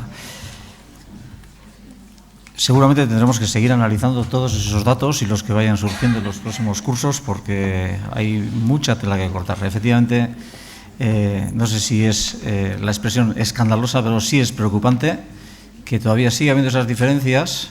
También es cierto que la inmigración en nuestro sistema educativo lleva poco tiempo, es relativamente reciente, y los años que llevan escolarizados también marcan bastante, pero bueno, por lo menos sí hemos visto que a partir del 2009, los análisis que se han hecho en la evaluación de diagnóstico 2009, 2011 y 2013, algo se van recortando las distancias entre nativos e inmigrantes. Bueno, es algo esperanzador por una parte, pero efectivamente queda mucho trabajo por hacer todavía. Y uniendo eso a lo que antes había mencionado Jesús, que claro, este alumnado de reciente incorporación que hemos conocido a partir, efectivamente, del año 2000, sobre todo 2000, 2001, no siempre llega cuando nosotros queremos, ¿no? Realmente llegan cuando pueden o cuando les traen. Ahí empiezan algunos de los dramas, ¿no? Porque son sus padres los que deciden que van a venir. Incluso algunos vienen solos y ese es otro de los dramas que también tenemos aquí. Yo creo que Igor Ibarrondo sí podría hablarnos muchos de esos asuntos, porque efectivamente el sistema educativo no siempre puede o no siempre ha sabido dar respuesta a todas las situaciones, ¿no? Bueno, va a comentarnos, por ejemplo, los datos que tiene el Peñascal, la labor que están haciendo los últimos años. Igor Ibarrondo, como ya he dicho, es el director pedagógico de la Fundación Peñascal. Eskerrik asko biltzen jendeari eta gure esperientzia kontatzeko aukeragatik, ez? Colocándonos en el recorrido que hemos hecho, igual si nosotros estamos en aquellos chavales trabajando con aquellas personas que en el sistema ordinario pues no están dando la talla, ¿no? Por las circunstancias pues que ya Paco nos ha ido analizando y bueno, que tiene mucho análisis todavía, ¿no? Nosotros en Peñascal es una experiencia que, como decía al principio Joseba, llevamos ya desde el 85 y es una experiencia consolidada, dando una respuesta dentro del sistema educativo. Yo creo que somos sistema educativo, como unos más, entonces, bueno, pues sí que atendemos un poco a lo que no está funcionando en el sistema educativo ordinario, pero somos un dispositivo pues puesto por el sistema educativo, ¿no? Entonces estamos también colaborando con este trabajo que teníamos, ¿no? Y este trabajo que Joseba que Jesús dirige de alguna forma, ¿no? Por dar una fotografía de este curso, de cuál es la población en la que estamos atendiendo en los programas, pues ahí aparece que este curso tenemos un 44% de población extranjera, es nacida fuera del Estado, ¿no?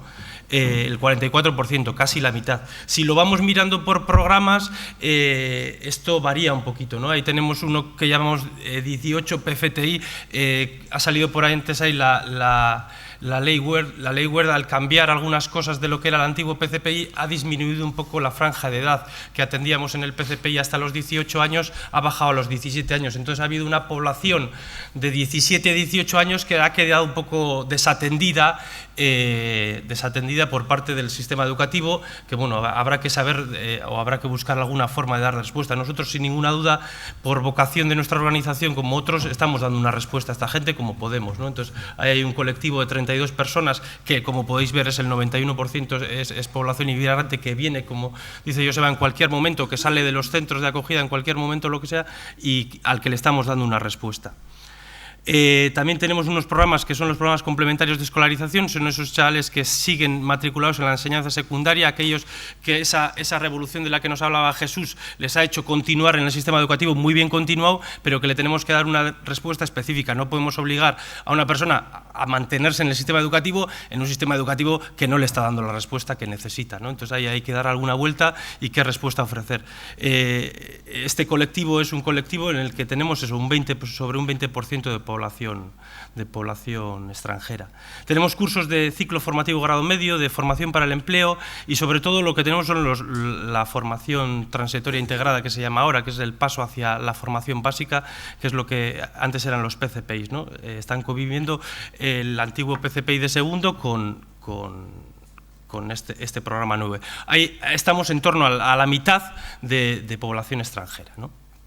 También tenemos un colectivo en enseñanza para personas adultas. Obviamente las personas que llegan a Peñascal y que empiezan el itinerario con un programa formativo de 2 años como es el PCPI, con una carga importante de competencias profesionales, no puede ponerse en 2 años al nivel de la enseñanza secundaria obligatoria. Son personas que cuando acaben estos programas siguen formándose de cara a la consecución de un título en graduado de enseñanza secundaria que posiblemente les abra más puertas a la hora de la progresión en la llamada educación a lo largo de la vida, ¿no? Una primera foto de esto nos dice, y es bien interesante lanzarla a la sociedad, que la población inmigrante que está viniendo aquí está viniendo a trabajar, a formarse, a estudiar, a salir adelante, ¿no? A sacar un proyecto migratorio, bien sea propio, bien sea de expectativas familiares, como nos han hablado ahí, pero a sacar la vida adelante. Y sacar la vida adelante es una potencialidad que nos ayuda a todos a sacar al país adelante y a tirar para adelante, ¿no? Entonces esa potencialidad, manejar ese flujo o ese stock que tenemos aquí, hay que manejarlo desde esta perspectiva, ¿no? De que vamos a participar todos por sacar nuestro proyecto adelante. Una reflexión que ya alguna vez participé el año pasado también con el Ikuspegi a contar la experiencia de Peñascal, y una reflexión es por qué el modelo de Peñascal está funcionando, por qué están viniendo las personas, nos están eligiendo, y por qué pues está dando los resultados de éxito académico, pues entre comillas, importante, ¿no? Entonces, sí que le damos una vuelta que sí es verdad que encaja, estamos dando respuesta a un colectivo con cierta edad, a partir de los 14 años, que tienen un proyecto migratorio que es la pronta inserción laboral, ¿vale? Entonces, sí que somos un centro que desde nuestro nacimiento, nuestra idea ha sido la inserción social de las personas a través del trabajo, bueno, como todos, así incluso la UPV que nos contaba al principio, también su proyecto, ¿no? Pero este es un poco más inmediato, más enfocado a la formación profesional y bueno, encaja nuestro centro, lo que nosotros ofrecemos, encaja con el proyecto migratorio de las personas que vienen, ¿no? También hay opciones del sistema educativo, ¿no? Pues bueno, esa problemática que nos expone Jesús, que es muy cierta, pues a veces hace definir ciertos itinerarios a las personas más cercanos a la formación profesional que a un paso a una secundaria, a un bachiller, a la universidad, ¿no? Bueno, porque las comisiones de escolarización ven en nosotros, en un programa como el nuestro y en otros programas que están haciendo otras organizaciones, una respuesta adecuada al colectivo que viene, ¿no? Ya con cierta edad, no estoy hablando de primaria, sino que estamos hablando de chavales ya con 16 años, 14 años, que es bueno, para darle una respuesta adecuada en un tiempo limitado es difícil. También el PCPI ahora ya con estos cambios va distinto, pero el PCPI sí que guardaba un hueco para escolarizar al alumnado recién llegado, ¿no? Podía entrar a partir de los 15 años directamente, bueno, a partir de la comisión de escolarización, pero directamente, sin mayores trámites, a estos programas. Y luego también el propio centro, el propio Peñascal, tenemos una opción de flexibilidad de matrícula, aunque pues bueno, desde las instituciones, desde el Departamento de Educación a veces, o incluso de programas de Lanbide, sí que hay ciertas normas estrictas a la hora de matricular, pues nosotros andamos bandeando esos periodos de matriculación como podemos, haciendo lo que podemos para encajar a las personas. A veces son trampas que se pueden decir porque están apoyadas y respaldadas, ¿no? Porque estamos dando una respuesta. Y luego que es un centro que está dando pues una acogida, ¿no? Yo sí creo que estamos dando pues eso, un abrazo cálido a las personas que vienen y que se sienten respaldadas y acompañadas dentro de su itinerario como personas, ¿no? Y a las que se les da un mensaje positivo de lo que vienen a hacer y de lo que pueden hacer, ¿no? Ahí os ponía eso, el acceso en el PCPI estaba claramente guardado en el artículo 5 del punto 3, pues eso, que permitía al alumnado extranjero entrar en cualquier momento, ¿no? a estos programas. Sí que puede ser un poco determinista de estas personas que vienen, pues bueno, quedan relegadas a la formación profesional, pues bueno, es lo que está y también lo que ellos aceptan, ¿no? Lo que ellos quieren. A la hora de pensar por qué Peñascal da esto era un poco responder a eso, por qué Peñascal es elegida o tiene un éxito con estos muchachos, ¿no? Si realmente no hemos hecho grandes cambios de lo que hicimos cuando montamos Peñascal en el 85, nosotros nacemos por dar una respuesta a los chavales que no están funcionando en el sistema educativo ordinario, que están fracasando. En aquel momento se hablaba de fracaso escolar, personas mayores de 18 años sin el título, en aquel momento era de la EGB, luego ha sido más exigente con la secundaria obligatoria. Pero nacemos para dar una respuesta que no estaban funcionando en la escuela, que la escuela no les había sabido dar, ¿no? O no había podido dar. Entonces, nosotros ya en el 85 tomamos unas opciones pedagógicas que podían ser válidas para un colectivo de alumnos que no se sentían acogidos en la escuela, ¿no? Sí que esta reflexión está respaldada por la idea que estos autores, Ignasi Vila y Xavier Besalú, en un libro que titula La buena educación, libertad e igualdad en la escuela del siglo XXI, nos dicen, ¿no? Ellos hablan que son muchos los problemas que afectan hoy en día a la educación española, no muy distintos a lo que preocupan a la mayor parte de los países del mundo occidental. Para algunos observadores cortos de vista, uno de ellos, si no el primero, es el que deriva de la presencia en nuestras escuelas de niños, niñas y jóvenes de origen extranjero. Esa denominación de problema de la que hablaba Jesús, que cierta gente sí habla de problema como problema, que mejor que no se diera, ¿no? No es así para los analistas más cuidadosos, que no ven en la presencia del alumnado de origen extranjero más que la visualización descarnada o el recrudecimiento de los problemas históricos de nuestro sistema educativo. Lo que en Peñascal fue válido en el 85 para dar respuesta al fracaso escolar que había, es válido hoy en día para dar respuesta a los muchachos que vienen a hacer un proyecto formativo, un proyecto de sacar adelante la vida, ¿no? Siguen diciendo estos autores que a los jóvenes de origen extranjero les afectan exactamente las mismas complejidades que afectan a los adolescentes en Occidente, además de las contradicciones que pueden venir de sus entornos familiares, donde la adolescencia como tal tenía otro sentido, ¿no? Su problema principal e inmediato, pues, no será el resolver sus posibles conflictos de identidad, que también, sino otro tipo de cuestiones como, por ejemplo, aumentar su poder de consumo o tratar de vivir las mismas experiencias que viven el resto de adolescentes y jóvenes de su entorno. Porque los jóvenes de origen extranjero son, por encima de todo, jóvenes, y verlos prioritariamente desde este prisma étnico-cultural no solo reduccionista, sino que contribuye a etnificar las relaciones sociales. A mí eso me parece muy interesante, ¿no? La misma respuesta que los adolescentes, los jóvenes se identifican más de lo que se separan, ¿no? Más allá de las fronteras. Tienen más en común de lo que pueden tener de diferente. Por eso el proyecto de Peñascal es válido. Sí que es verdad que nos hemos especializado en ciertas cosas, hemos hecho ciertas formaciones en profesorado de L2 y demás, bueno, también al hilo de lo que ha hecho el sistema educativo ordinario, ¿no? y seguidos de su parte, y recibimos ayuda por parte de los programas de refuerzo lingüístico que utilizamos como podemos para reforzar las necesidades lingüísticas que tienen nuestros alumnos y otras necesidades que son igualmente importantes, ¿no? Ya hablaba Paco de las necesidades del trabajar la multiculturalidad y sobre todo del sentirse apoyado, de tener una tutoría, de resolver los problemas que muchas veces traen en su saco, que es más que el problema lingüístico, ¿no? Por tanto, la respuesta que nosotros estamos dando es la respuesta que damos a todos y, como os decía, un cambio en la metodología pedagógica que de alguna forma también el sistema educativo ordinario más lento, más difícil de mover, pero también está dando una respuesta, ¿no? Diferencial, y todo el sistema educativo está cambiando en esta medida, porque lo que hay que entender, y esto cuando se habla de atención a la diversidad, cuando se habla de atención a las necesidades educativas especiales, estamos hablando de esto, estamos hablando de no poner recursos especiales para estas personas, no relacionarnos de lo negativo de las necesidades, sino de las potencialidades. Y lo que tenemos que dar es respuesta como centros. Un centro entero tiene que cambiar para poder dar respuesta a la diversidad que está viniendo y que está con nosotros, y que somos una población anicha, ¿no? Somos un plural.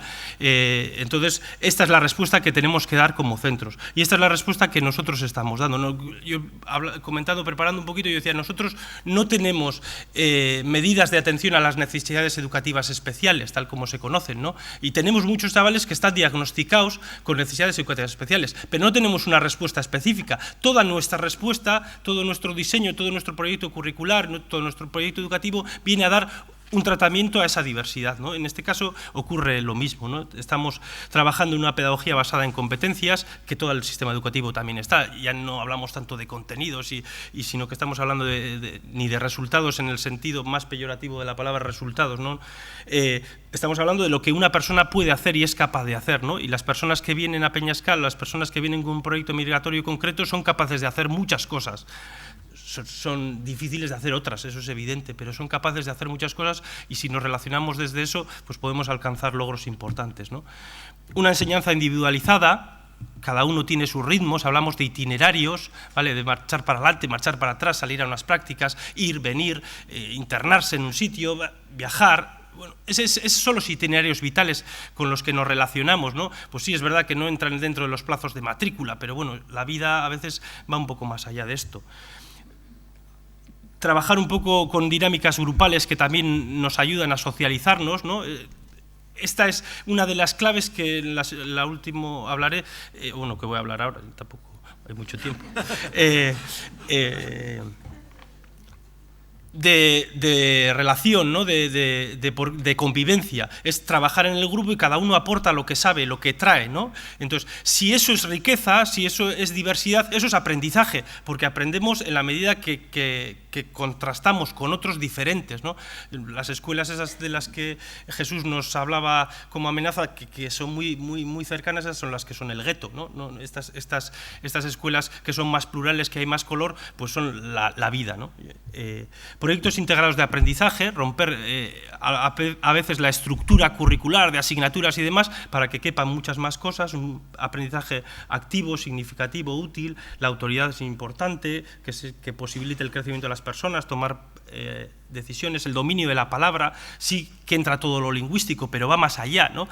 Podemos dominar el castellano, pero ¿para qué lo vamos a utilizar? ¿Qué vamos a analizar con nuestra adquisición de competencias comunicativas? ¿Qué lectura vamos a hacer del mundo, ¿no?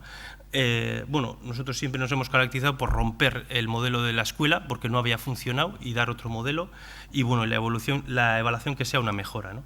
En cuanto a la convivencia, y ya acabo, creemos que la diversidad, como he dicho, es un enriquecimiento, no es un peligro, no es algo de lo que hay que protegerse, sino es enriquecimiento para todos y hay que aprovecharlo. La convivencia es un aprendizaje, esto lo hemos tenido claro, y el sistema educativo también viene por aquí, ¿no? Con el decreto de derechos y deberes. Hasta ahora nunca se ha visto que a una persona que no domine la competencia matemática se le expulse de una escuela.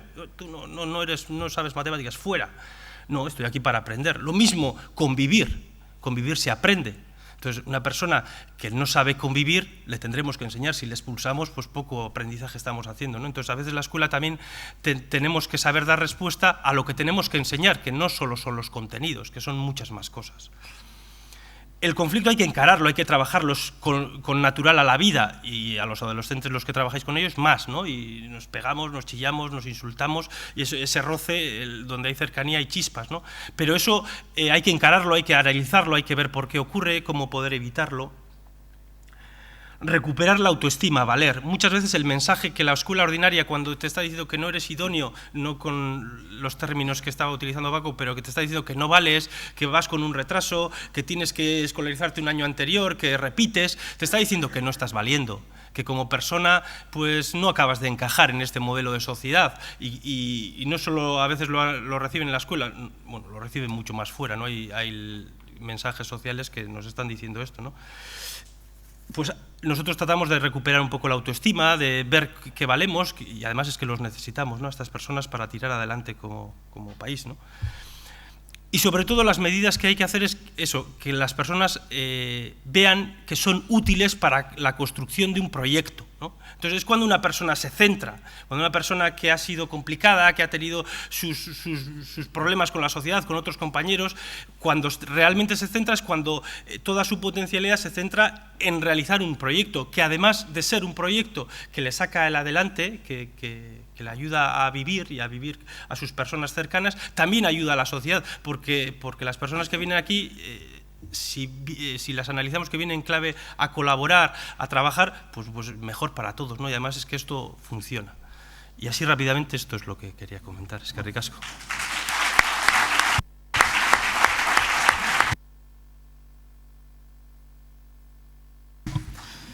Es que ricasco, Igor.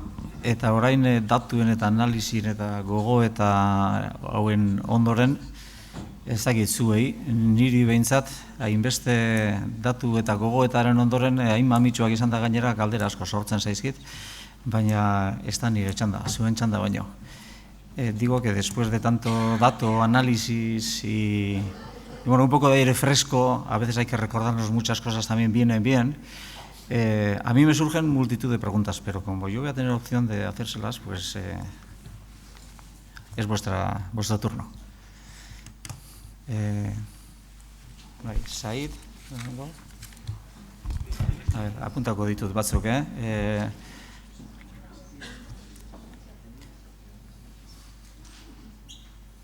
Egonon, la pregunta es para Jesús. Bueno, esta mañana pues Rosa ha comentado un poquito, pues ha relacionado un poquito en el estudio, ha relacionado un poquito el bajo rendimiento de los hijos de inmigrantes con la autoestima, con la autoidentidad y con esas cosas. Y luego también Francisco hoy, pues en el estudio dice que comenta que a raíz de las preguntas que se les hacen a los alumnos inmigrantes, a los alumnos nativos en relación si pueden trabajar o no con hijos de inmigrantes o de otras religiones, pues está claro que hay un número sí que es negativo, que hay un número negativo, y detrás de esto, por supuesto, que estos alumnos tienen familiares, tienen padres, vienen de mensajes, de casas, de todo eso. Eso está claro. Mi pregunta es a Jesús, porque o sea, en todo esto, desde el gobierno vasco, no sé si está pensando hay algún recurso, hay recursos que van en esa dirección o no. No sé si el programa que has comentado de Hamaika Esku si tiene esa finalidad o tiene otros objetivos.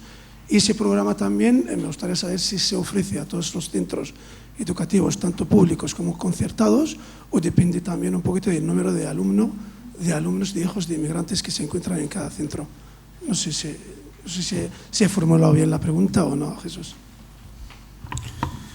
Bueno, yo no sé si lo que te va a responder un poco satisface totalmente tu pregunta.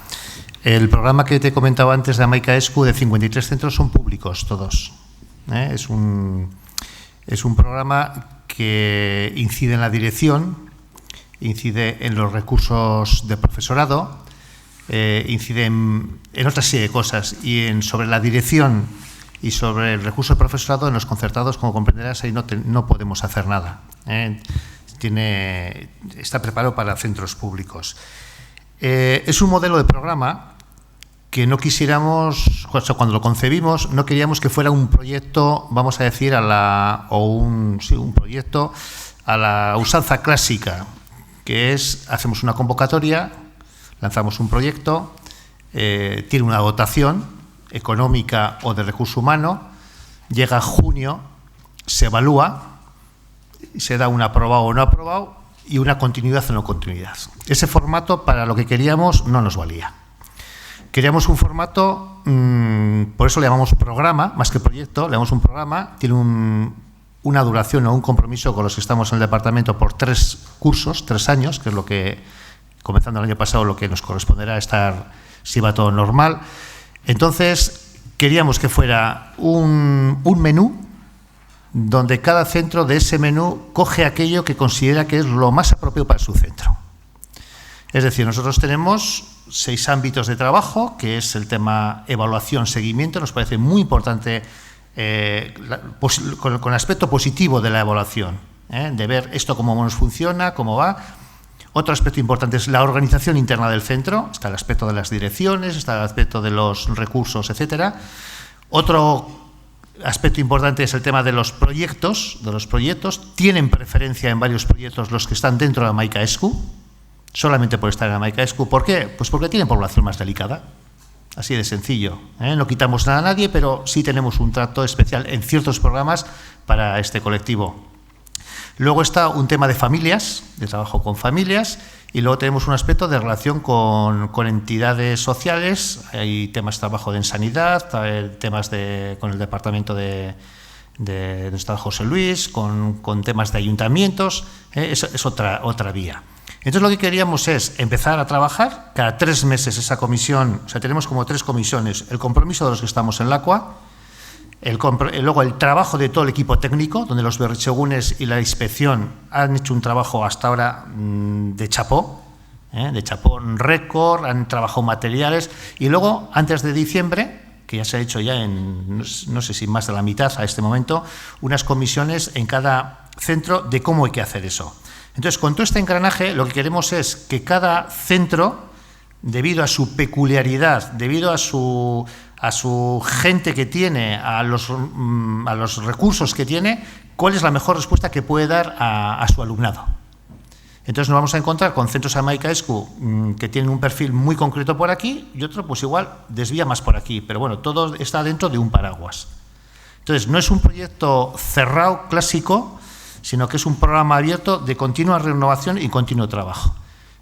Yo voy a un centro y a mí me dice la directora, pues mira, este tema nos funciona fatal, pues automáticamente para enero tenemos que buscar que funcione mejor. En el otro formato sigue y en la evaluación final diríamos, esto no ha resultado no sé qué. sea, es un poco, no sé si te he respondido un poco, es la manera que queremos trabajar en este proyecto. Jesús Brito. Sí, ¿se oye? Sí. Bueno, en primer lugar, enhorabuena a los tres por la información que habéis aportado y además porque habéis sido muy claros, muy didácticos. Joseba Ibarra también por el ejercicio de moderador, ¿no? Mi pregunta en este caso va dirigida también a ti, Jesús. Bueno, más que una pregunta es una reflexión quizás. Has mencionado dos figuras que están funcionando en el ámbito educativo. Una es el IPI, el PRL, el profesor de refuerzo lingüístico, una figura que tiene un recorrido muy grande, son ya, bueno, muy largo, 13 años, y una figura yo creo que muy reconocida y valorada tanto en los centros educativos como por las familias. Quizás habría que darle una vuelta en este momento en el ámbito, en ese concepto de escuela inclusiva, y quizás no debiera de ser un profesor de refuerzo lingüístico para alumnado de origen inmigrante, sino simplemente un profesor de refuerzo, de apoyo, que compagine su tarea con la del tutor de referencia. Pero bien, es una figura asentada. Mi reflexión va hacia esa segunda figura, el profesor dinamizador de interculturalidad. Yo creo, es una percepción que se apoya también en comentarios en una diapositiva de Peñascal figuraban Iñasi Vila y Xavier Besalú, es decir, en comentarios de expertos a nivel nacional e internacional. Es una figura que surgió no por parte de este departamento, sino hace ya 9 años, en mi opinión, mal. El profesor de refuerzo lingüístico se da a centros que tienen un porcentaje X de alumnado de origen inmigrante, un 20% o más de alumnado de origen inmigrante. Es una figura que surge con buena voluntad, el apoyo en las labores de conflicto en el centro, la relación con las familias, la relación con agentes sociales, trabajadores sociales, etcétera, de las distintas comunidades, surge con una bienintencionada o con un bienintencionado objetivo, pero yo creo que no ha llegado a calar o a ser valorada de igual manera tanto por los equipos directivos como por las familias o otros agentes sociales.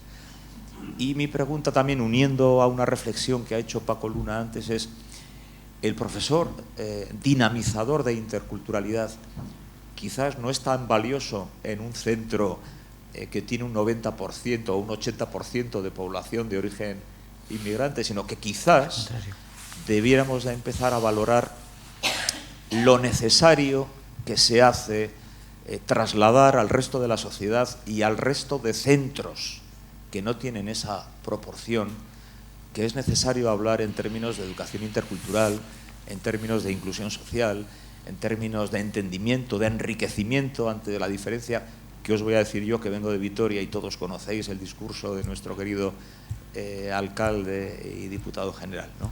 Es decir, quizás esa figura, el concepto de dinamización de interculturalidad, es más necesaria en otros centros. Esos directores que dicen, no, a mí no me interesa la interculturalidad porque no tengo alumnado inmigrante. O en el resto de la propia sociedad es donde se debe de hacer quizás esa labor. Es mi reflexión. Uno, esa figura de dinamizador de interculturalidad o de el concepto, el paradigma de educación intercultural como algo muy asociado a una subcompetencia dentro de la competencia social y ciudadana, fundamentalmente, ¿no? Nada más. Barkatu, Jesus, ez da moztearen, baina ordubiak eta bost dira, ez dakit galdera gehiago ere badauden, eta gero amaitzeko erantzuna. Galderak orduan, ez dakit zaparrada den edo ez den, baina begira oso orduan.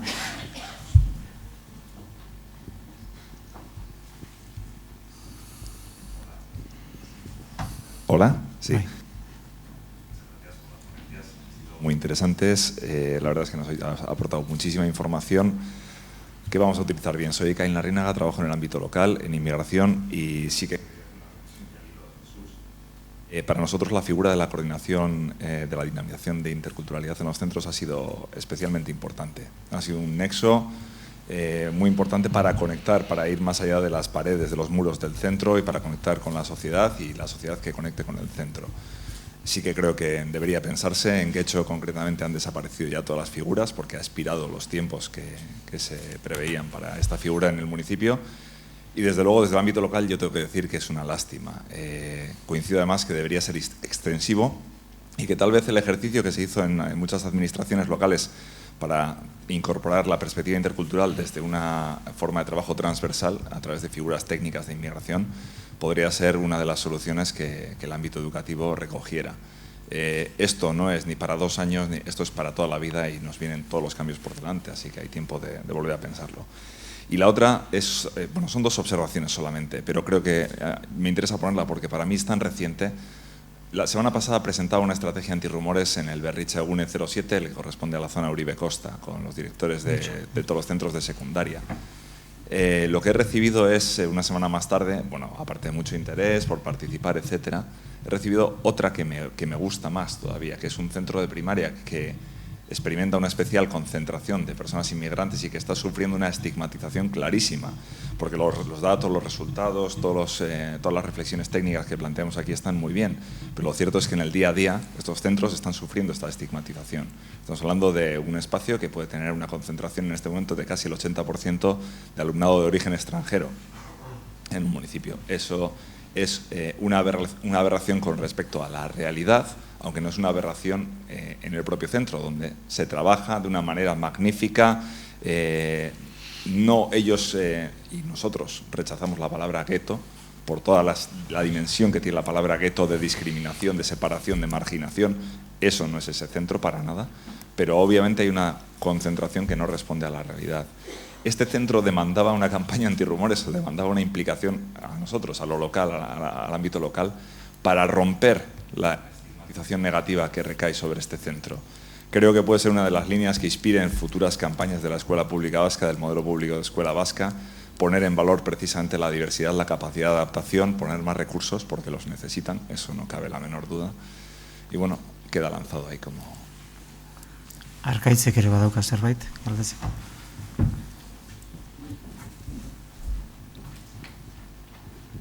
Una pregunta para Jesús y al hilo con lo que acaba de comentar Ekain, ¿qué hay del tema de elección de centro de padres y madres autóctonos nativos que no llevan a sus hijos o que sacan de sus hijos para matricular en otras escuelas por concentraciones de inmigrantes? O que tienden de alguna manera a ir a matricular a otros lugares porque no quieren que sus hijos vayan a lugares con alumnado inmigrante. Porque creo que realmente esto, no sé hasta cuánto se está produciendo, si está produciendo mucho o poco, o sea, no tenemos el dato, pero ya es una práctica porque es una acción concreta de padres y madres jóvenes que están tomando una decisión de matricular a sus hijos en un centro u otro en función del grado de diversidad del centro educativo. Bueno, es un problema tremendamente delicado, ¿no? Tremendamente delicado, pues porque una cosa es lo que podamos pensar, un pensamiento personal, otra cosa es cómo funciona la sociedad, otra cosa son los mensajes que se dan, etcétera, etcétera. Nosotros, en la convocatoria esa que os comento al principio, está claro que hay que dejar a los padres la libertad de elección, eso está claro. Y nosotros esos movimientos pues los vamos siguiendo y efectivamente hay centros pues, que tienen atractivo y tienen matrícula, vamos a decir, de sobra, y hay otros centros donde tienen menos atractivo, por 20.000 casos. Y una causa de mayor o menor atractivo suele ser esta. Entonces ahí, pues no sé cómo deciros, según va el proceso hay que trabajar. Nosotros no creo que tengamos que influir de una manera en reducir una serie de cosas por una campaña o por algo, pues porque igual haces el efecto contrario.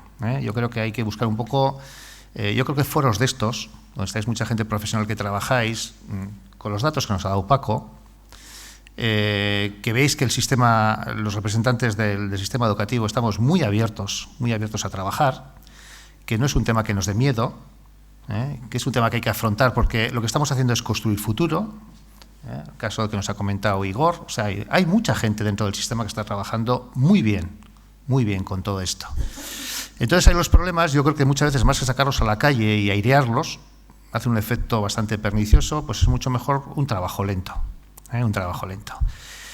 Y cuando decía al principio, pues la sociedad a veces es un poco hipócrita en ese sentido. Todos queremos, a nadie le molesta que su hijo en el equipo de fútbol tenga 3 de otro color. Son muy buenos, corren muy bien, hasta meten goles. Nadie se lo plantea, y tenemos miles de chavales jugando en los equipos de estos. Yo creo que el camino que estamos, los resultados también nos lo avalan, es bueno. Creo que es bueno. Es un trabajo de profesionales muy involucrados con todo esto. Creo que hay que ir a un modelo de escuela que se está trabajando muy abierto, donde hay que tener, como decías, lo de derecho, hay que trabajar mucho con agentes locales de todo estilo. El profesorado lleva las riendas de un centro, pero no puede ser dueño y señor de los conocimientos de ese centro, ni el único que aporta. Los centros tienen que ser muy abiertos. La actividad del centro no se acaba con el horario escolar. Un horario escolar son 1.050 horas en la vida de un alumno. Cuando al año ese alumno vive 8.000 y pico horas, le podemos quitar 2.000 de sueño. Todo lo demás es de aprendizaje, con lo cual, vamos a decir, esas clases es lo que es, no más. Y los centros hay que abrirlos más. Es complejo, es problemático, vamos por esa línea de centros más abiertos, centros donde se ve un educador social igual que ves un profesor, centros donde veamos padres y madres que vienen a un curso de no sé qué, nos parezca tan normal como el otro y que los chavales vean que su aita o su ama viene. Ese modelo de centros es al que vamos. Montar polémicas no creo que contribuya mucho. Yo creo que hay que hacer un trabajo callado. Tenemos muy buenos profesionales y luego hay un tema muy importante. En 10 años, todos los que estamos trabajando en el sistema educativo estamos fuera. Nos jubilamos todos, si podemos. O sea, quiero decir con esto que el profesorado tiene una edad media de 54, 57 años, según niveles. Entonces, estamos haciendo un gran trabajo. Yo creo que lo que estamos haciendo estos 13 años del PRL, es un trabajo de un sistema que se ha ido fraguando de gente buenísima, de complementos extraordinarios, como el caso de Igor, le conozco desde hace más de 10 años, y puedo decir que son extraordinarios trabajando, porque trabajan con ilusión, trabajan con cabeza, con mejora. Yo tengo más y me preocupa mucho más los que van a venir por detrás, los que vayamos metiendo en el sistema. Que sean abiertos, que les parezca el tema de la inmigración pues otro tema más, que tenemos X centros que acogen no sé cuánto, bien. El otro día, no sé si lo comentaba aquí antes o porque lo comentaba a ellos, visitando un centro de Vitoria, me decía la directora, me decía, nos dicen que somos un gueto, si el gueto está en la calle, si de aquí es donde mejor están los chavales. Y le dije, vamos al recreo a verles. Y efectivamente, ves en el recreo los chavales, no sé cuántas nacionalidades, y todos entre ellos, pues jugando, no tienen problema. Los problemas los montamos los adultos con nuestras cosas. Entonces yo creo que es un trabajo lento, nosotros mejorar todos los otros que tengamos, lo que ha estado comentando Jesús, además yo creo que él es un experto que nos puede ayudar mucho en esto, nos va ayudando hace tiempo, o trabajamos con él hace tiempo en muchas cosas de estas. La figura del PRL varía, hay que cambiarla, efectivamente, es otra realidad. El recurso no sé qué varía, es otra realidad. Pero yo no montaría polémicas. Airea cosas que no ganamos nadie. Es una opinión, Bueno, ni sentitzen dut, baina oso interesgarria izan arren ordubiak eta laurdenak jota. Esto da para mucho más. Evidentemente esto no acaba aquí. Habrá que seguir pensando mucho y mientras... Se suele decir que mientras las respuestas no sean tan inteligentes como las preguntas, habrá que seguir haciéndose muchas preguntas, ¿no? Pues nada, eskerrik asko eta hurrengo arte. Ahaztu gabe, aurikularrak dituzuenok, mesedez, los que tenéis auriculares, devolverlos a la salida para poder recuperar el carnet. Lauretan...